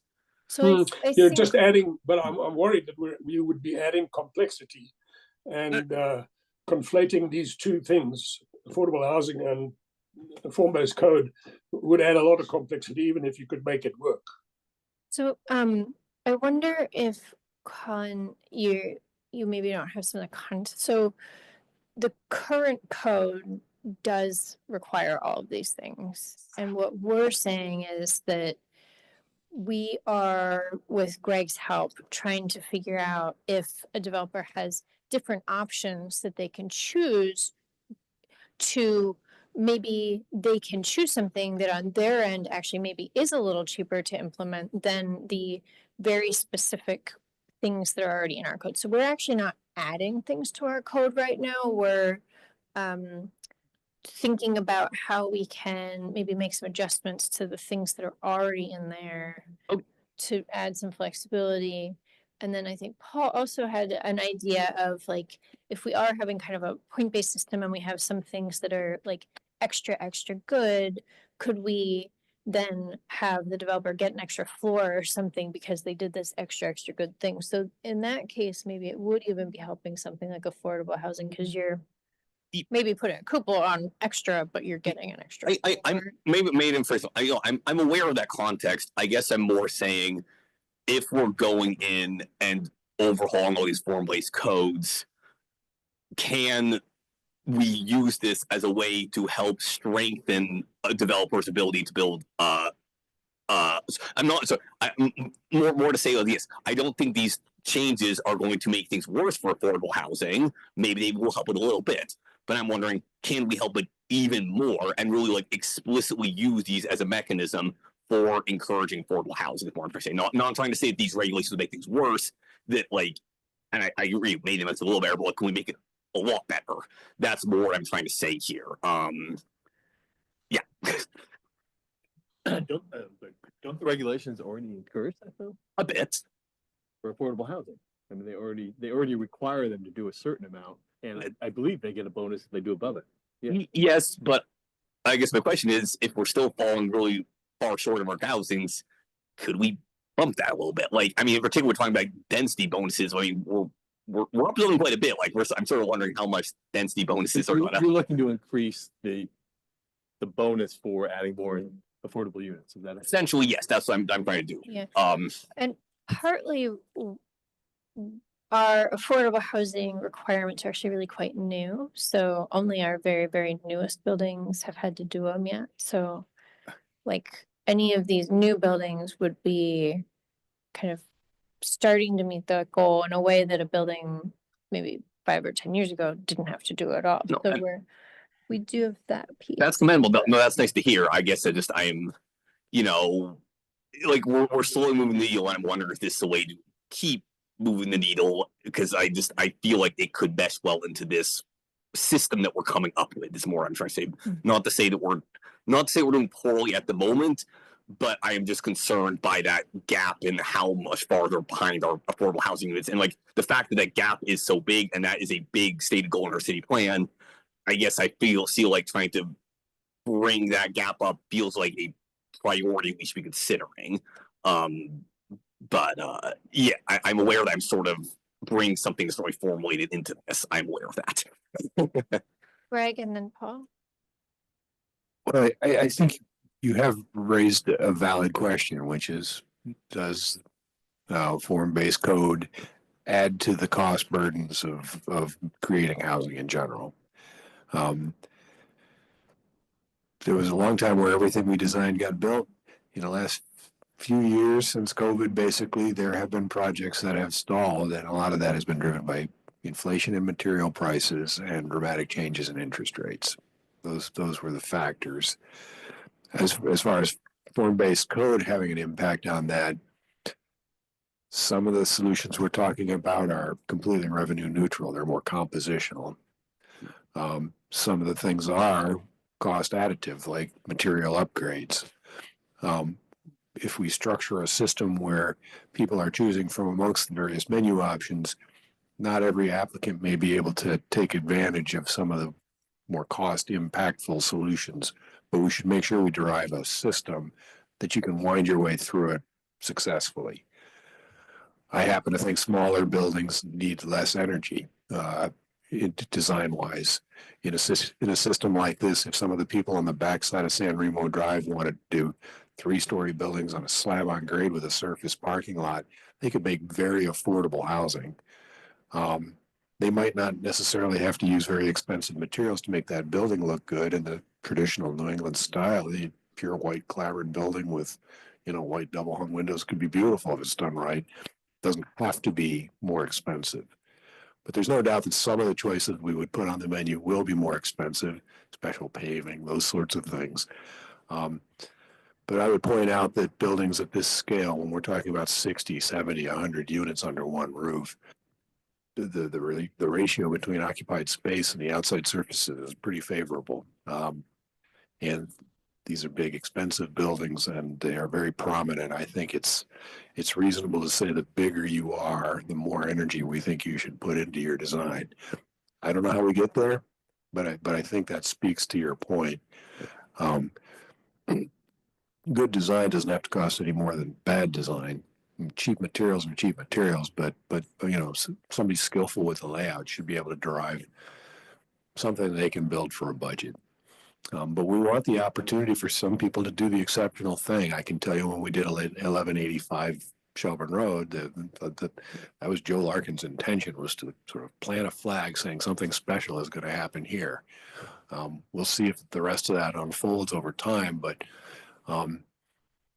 we've proven again and again and again in Essex, a couple places here we talked about tonight in South Burlington, that that we can make attractive buildings happen for those kinds of budgets. I just think it's appropriate to push back a little bit and say, hey, if you're building 1 million square feet, just don't think about vinyl siding. That kind of logic. Yeah. So.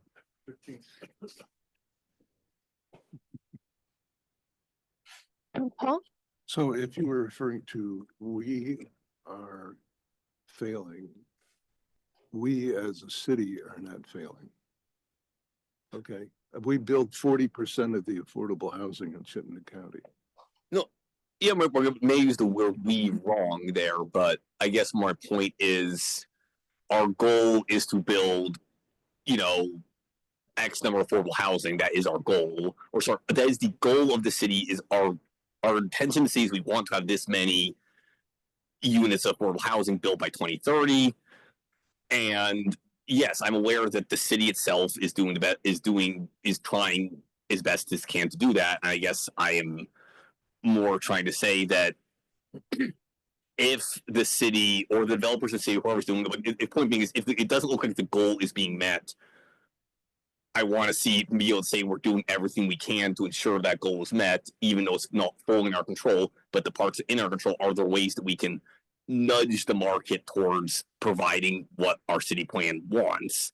And I'm not necessarily saying I'm not going to stand my foot down, refuse to sign off on things because we haven't bundled in XYZ affordable housing provisions. But I guess I'm more just trying to say that this is a important issue the city's facing, and I'm not saying the city is doing poorly, but I'm saying there's definitely room for improvement. And I'm just wondering if this is potentially a way that we can improve that. Yeah. I guess I would say I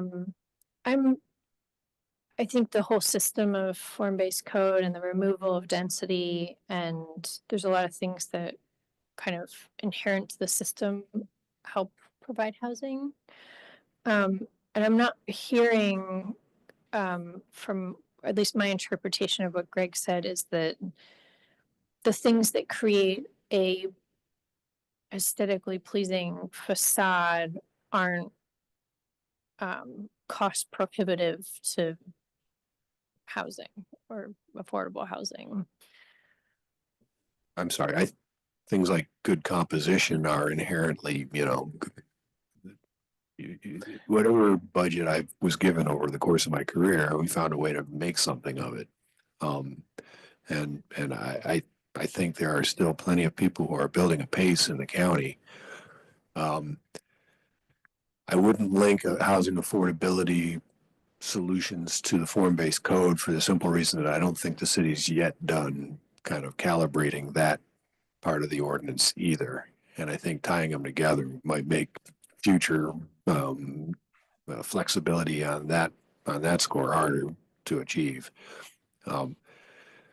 The city may find that people opt not to build projects if they take too big a bite in terms of the housing affordability, because that goes right to the bottom line of the pro forma.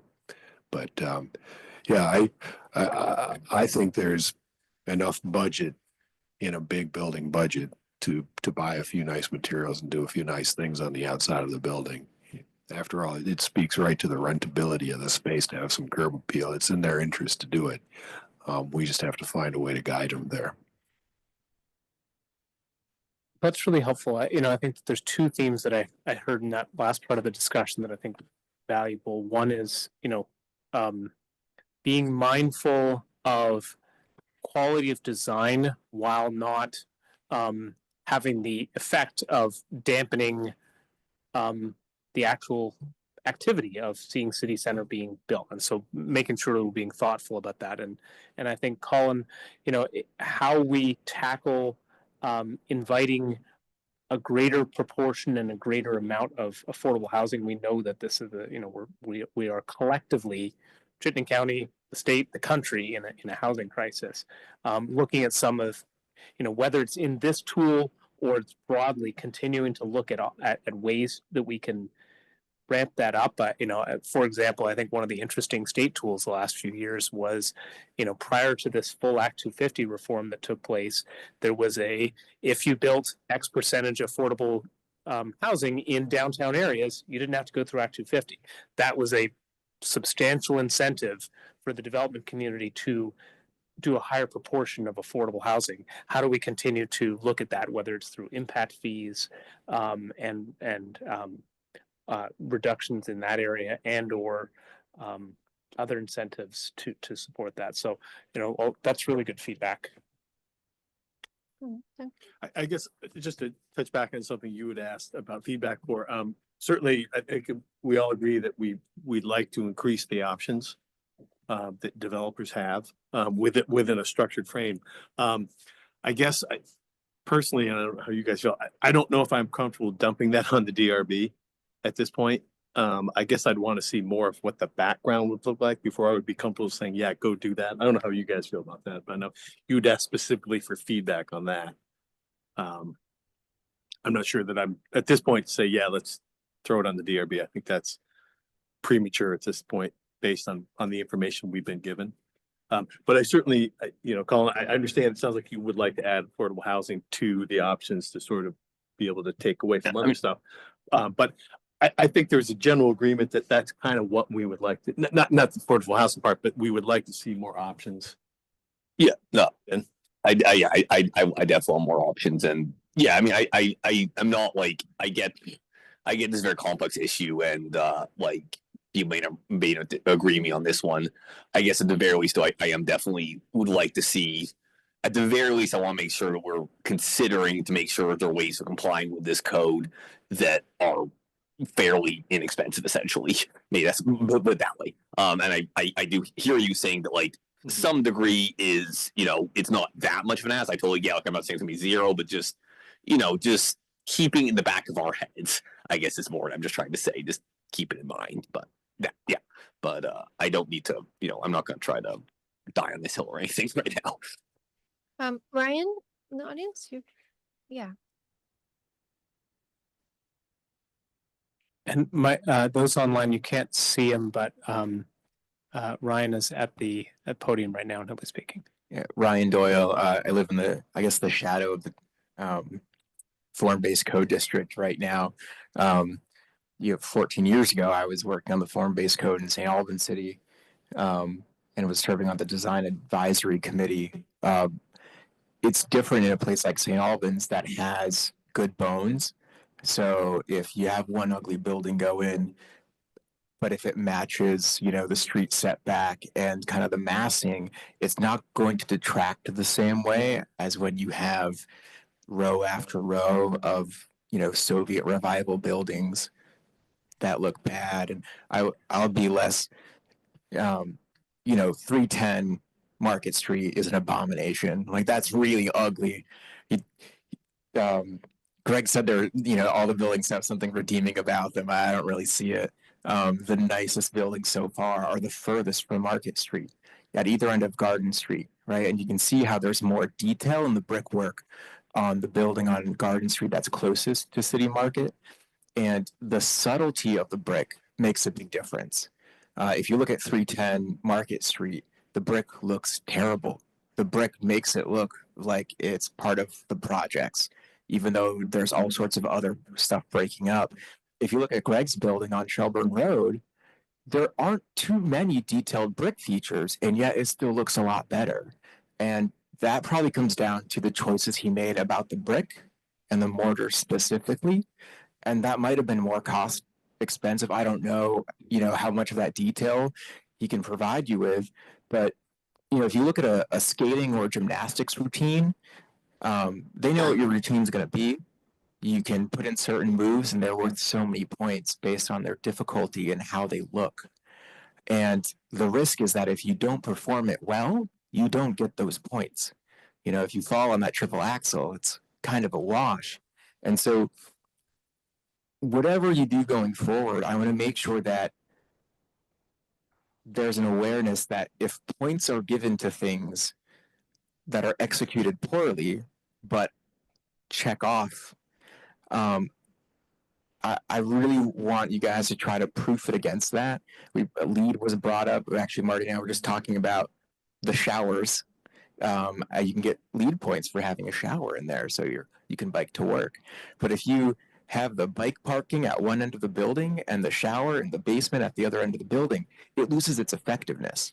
But you still get the points for it. And we used to call in college, we would call those like BS LEED points. That could get you up to silver or gold, even though it didn't really feel like it met the intent.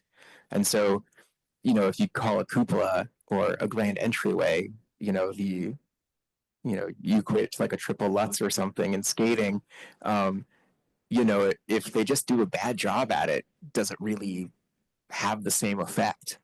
Paul mentioned, looking at, sorry, Paul Connors mentioned looking at St. Albans quickly in response to Paul's other comments.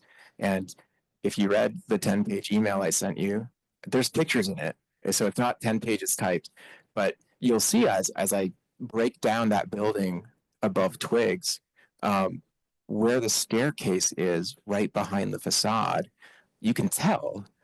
And there's no glazing anywhere in the upper stories, but there's detail in the brick that conveys something and takes up visual space in a way that's artistic and beautiful. And so they definitely aren't getting to 30% there, but the amount of the facade devoted to texture or appearance gives a good sense of it. And because the bottom story has the great fenestration, yeah, people will gladly sit out at a table and eat and drink on Main Street in St. Albans. It's a beautiful place to be.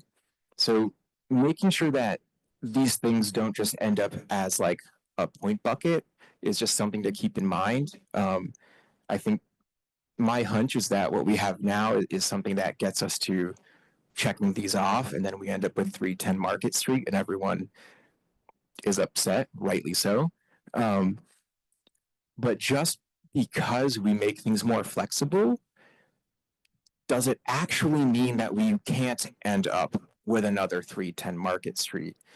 And that's the question I want to put out there for you, that as you're evaluating what we start to come to with this mix of how can we provide better flexibility, can we actually create a floor by which a building can't get uglier then?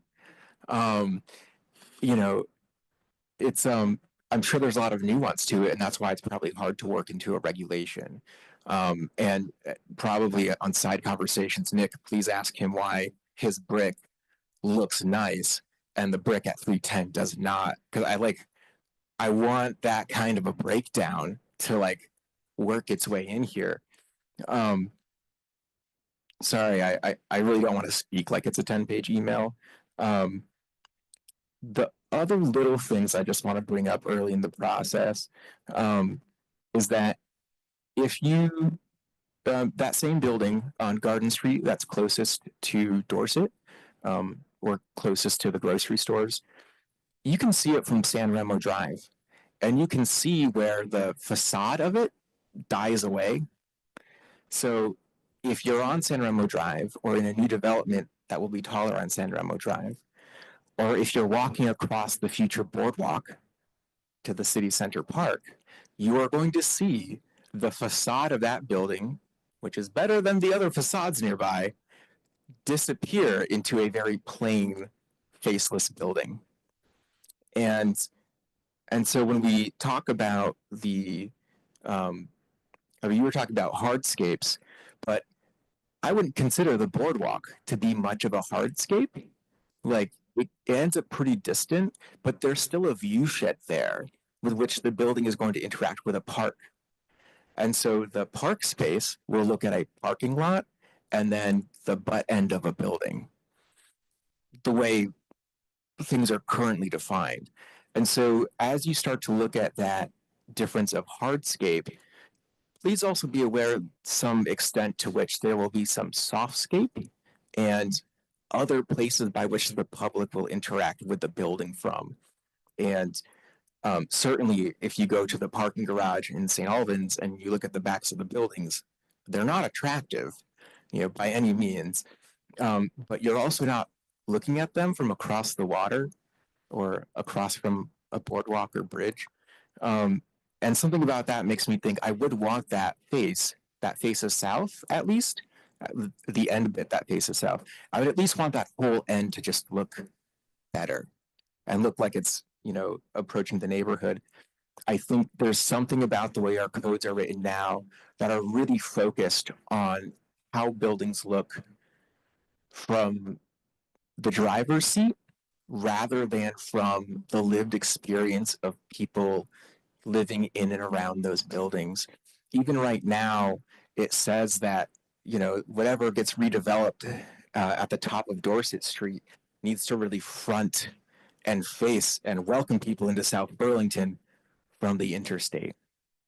We talked about, I think it was a year ago, when you brought, or staff brought you guys some concerns about that new hotel building. And well, at 4 stories, you have to now have your 5th story set in. Michael brought up, is Michael still here? Michael brought up how, well, you can see it from the bridge there, and you sure can. You're not even close to it. Having 5 straight stories is not going to suddenly kill the human effect of it at that distance as you're driving. In that email, I sent you a building that's 7 or 8 stories tall, and you can see how there's no change in setback of that facade for that first 6 stories. But you can see how there's a little bit of coming out in those bay windows, and then enough changes between, like, the 3rd through 5th stories are very similar to each other. So you actually, with that height and repeatability of construction, you get some efficiencies there. But that first 2 stories, they look different. They interact with the people differently. And then that top story interacts with the roofline differently. When you look at Greg's building, you'll see the same thing in the 4-story sections of it, right? That first story, it doesn't even have all that much dressing it up, but it's very distinct from the 2nd and 3rd stories, which are very similar. And then that top story really acts as an actual top to the building. Whereas if you look at our corner down that way, as I orient myself in the room, the top stories don't have that effect. The windows at the top of Greg's building on the 4th story, those windows are a little bit wider, so there's more glazing, but they're very simple. But that arch piece that comes down from the cornice frames them again, right? That looks good. On the 3-story part of his building on the corner, he adds the detail of having these more framed out windows. What did you say about the Italian windows again? You said they're simple boxes, but the windows are jazzed up.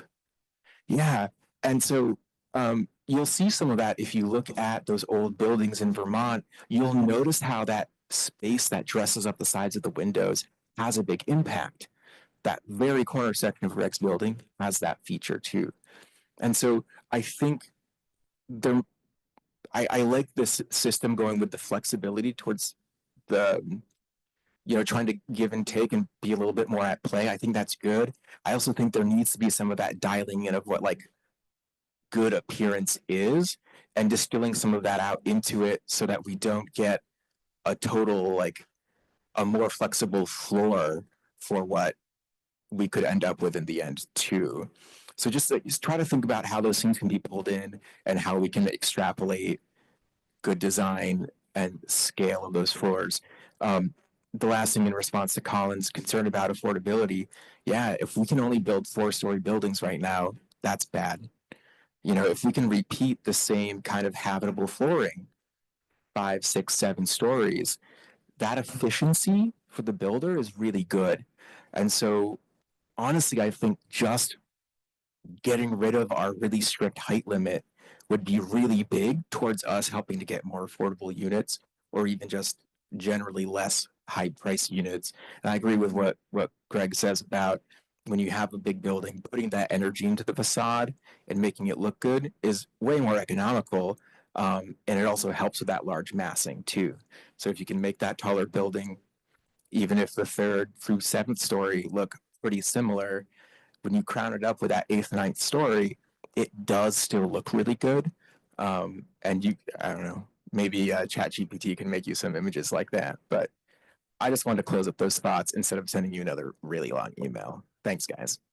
And thanks, Brian. You know, your email was really helpful. I love a system that would let us use the bulldog, the brick bulldog as like, you know, just fenestration just in general. It doesn't need to be like clear glass, but like, so yeah, it was very neat. And the framing, I think also is one of the things that showed up in a lot of the images that you had sent. Like the window framing it's not just the glass, it's the presence of that. Yeah. Yeah, you and Nick with your fancy words I can never come up with on my own. So you had one earlier. I just granularity. I don't want to comment on everything that was just said. It was very interesting, and I appreciate your kind comments about our design. But I have found over my career that the intention of the developer to do a nice job is the essential ingredient to getting good outcomes like that.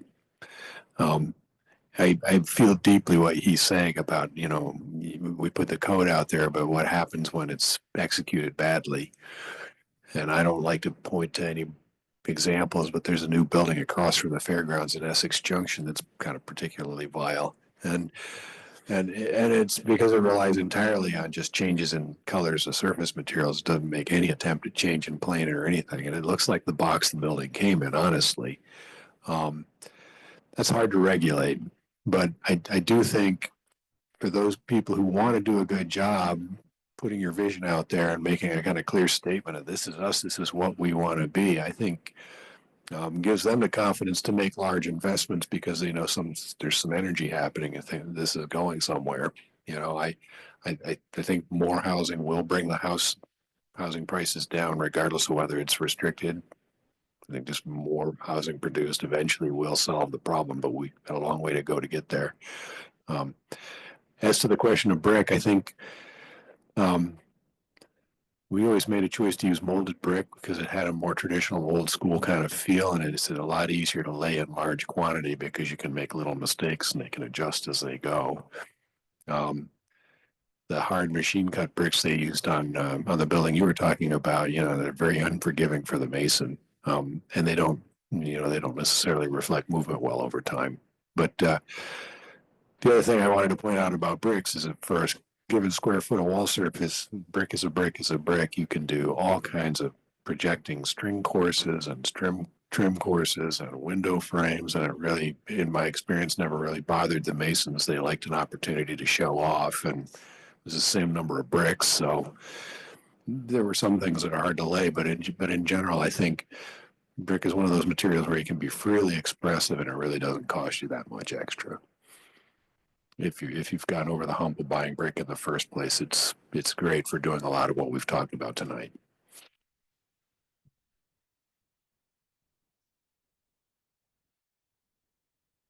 Well, thank you, everybody. That's really helpful. I think our next step here is that Greg will be working with us to start to put together some things for you to react to and respond to next month in terms of putting some substance to the conversation. So you'll be starting to see some draft work next month, and we really appreciate your feedback here.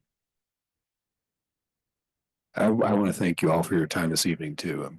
Thanks for indulging me. I've been living with this topic for a good long while now, and I think it's a worthwhile endeavor. It's very important what you're doing, and keep your chin up, Paul. I think you've done a lot of good for this community. I think it's just up to us to make sure we, correct course. So, but thank you everybody for your time. Yeah, thank you, Greg. This was great.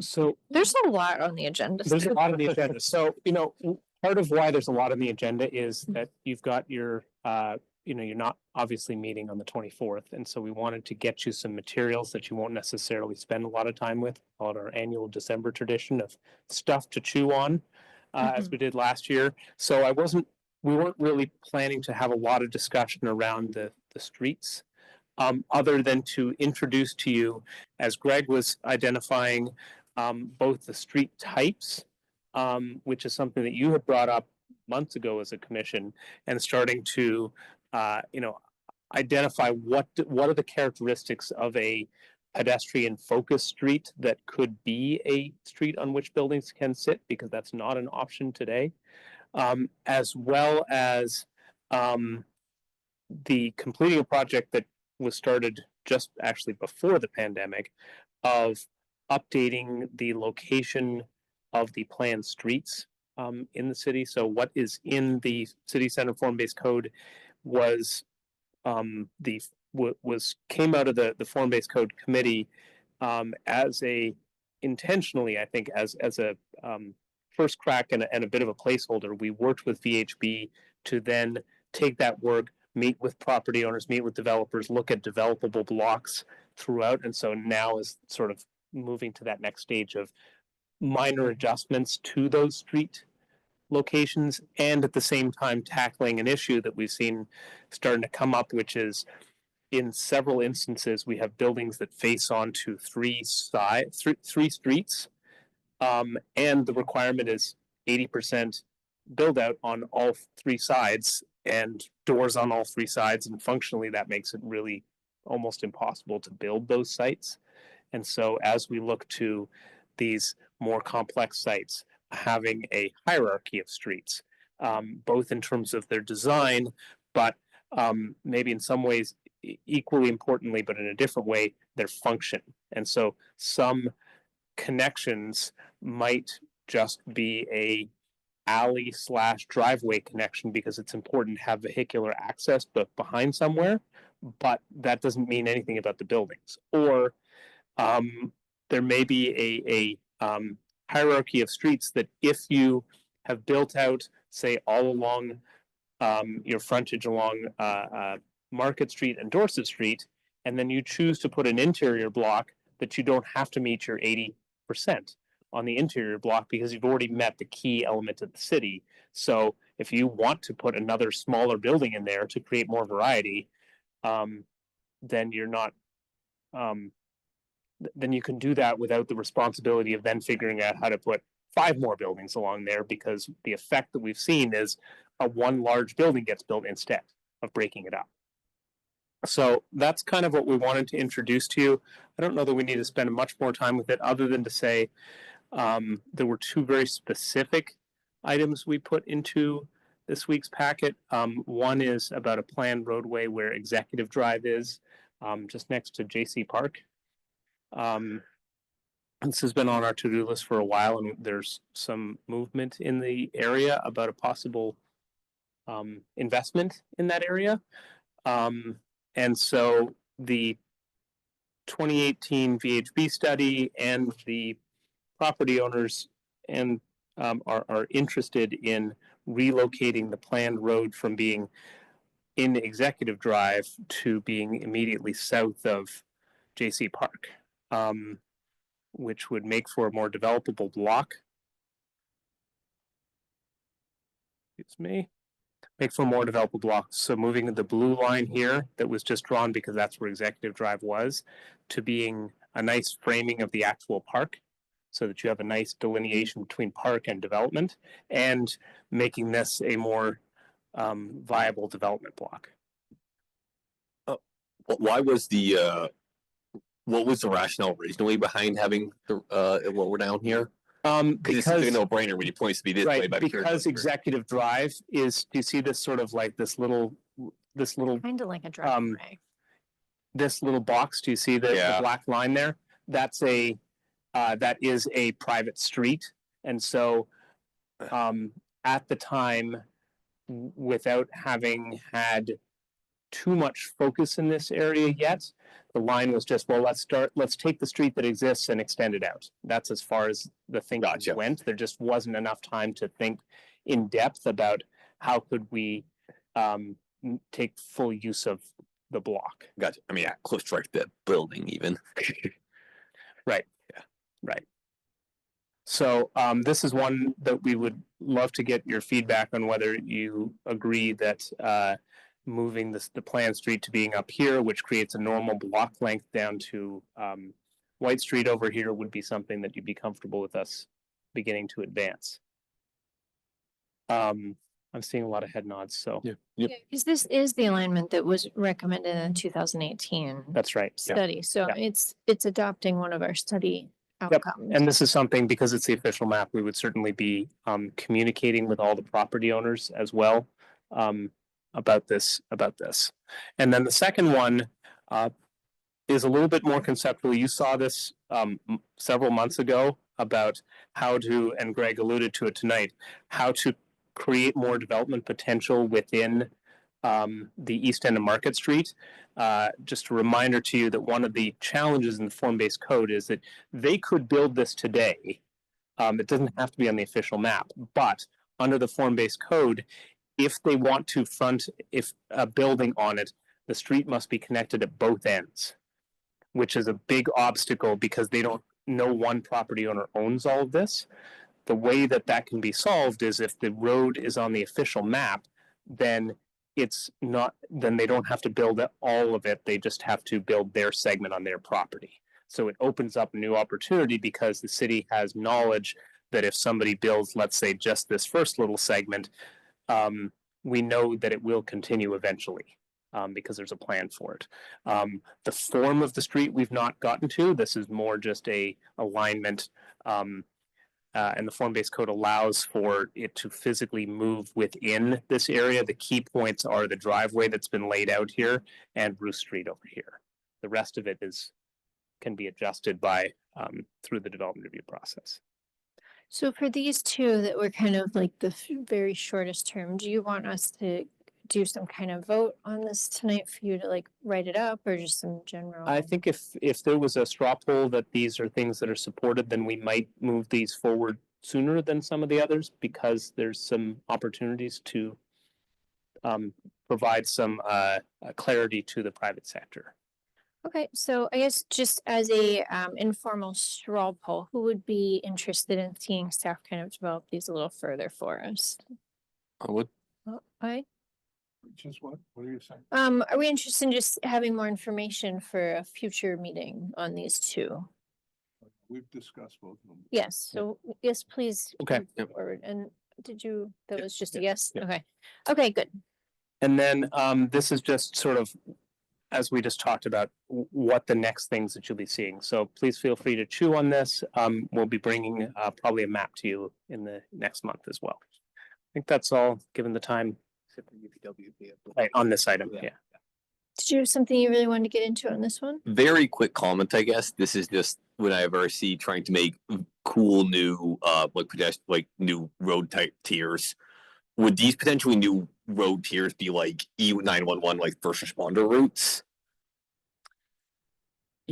So if a building is going to front onto a thing, it will need to, in some way, the emergency responders need to get to the building. Got it. So that's going to be, figuring out how does emergency response get to a building. We would ideally like to make sure that it can have an E911 address on the space that is considered the front, rather than having an E911 address into a parking lot in the back, which is technically allowed in Vermont law, but it's not really it's not sending the message that we want to send. Yeah. So we would want to make sure that they are meeting fire service needs. I guess, yeah. So I guess that's my comment coming from the transportation engineer side of things, is to make sure early on in the process we figured out how winter maintenance, et cetera, is going to happen. Because I've seen a lot of projects get killed by, we can't get a plow down there, so bye-bye.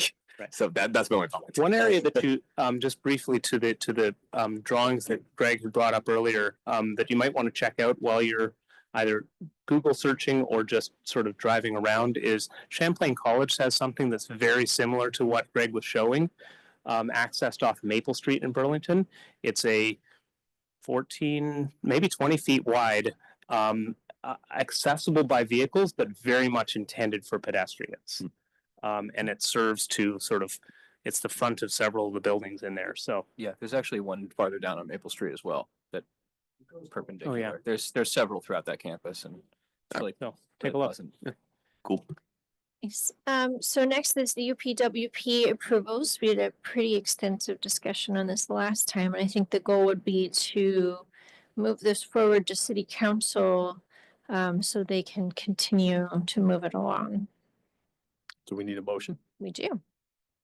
I move to recommend the list of 5 proposed projects to the city council for submission to the Chittenden County Regional Planning Commission as FY 26 Unified Planning Work Program requests. Very make good. Not one acronym.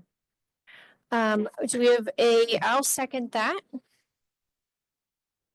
Any discussion? Okay, all in favor? Aye. Aye. Thank goodness. Unanimously approved. Wonderful news. We have meeting minutes, I believe, from, November? I can't find my, We blew through there. okay, meeting minutes from November 26th. Do we have a motion for approval? I move to approve the minutes of November 26. I second. Okay, Colin seconds. Any discussion? Okay, all in favor? Aye. Aye. Approve unanimously. Did we Other ever get business? the minutes from the 12th? Sue is working on them currently, Oh, okay. so we will have them at your next meeting. We have no meeting in December, the end of December. Correct. So we'll be back for our first regular January meeting. Any other business or? Just to say thank you for all your work this year. It is a tremendous amount of time that you all put into this. We really appreciate it. Thank you for your you. tremendous. You too, Sue. And Sue. Yes, it has been a productive year. Keisha ran. All right, thanks, everybody. Where? Next to your Christmas trees? No, I think they're bears. Yeah.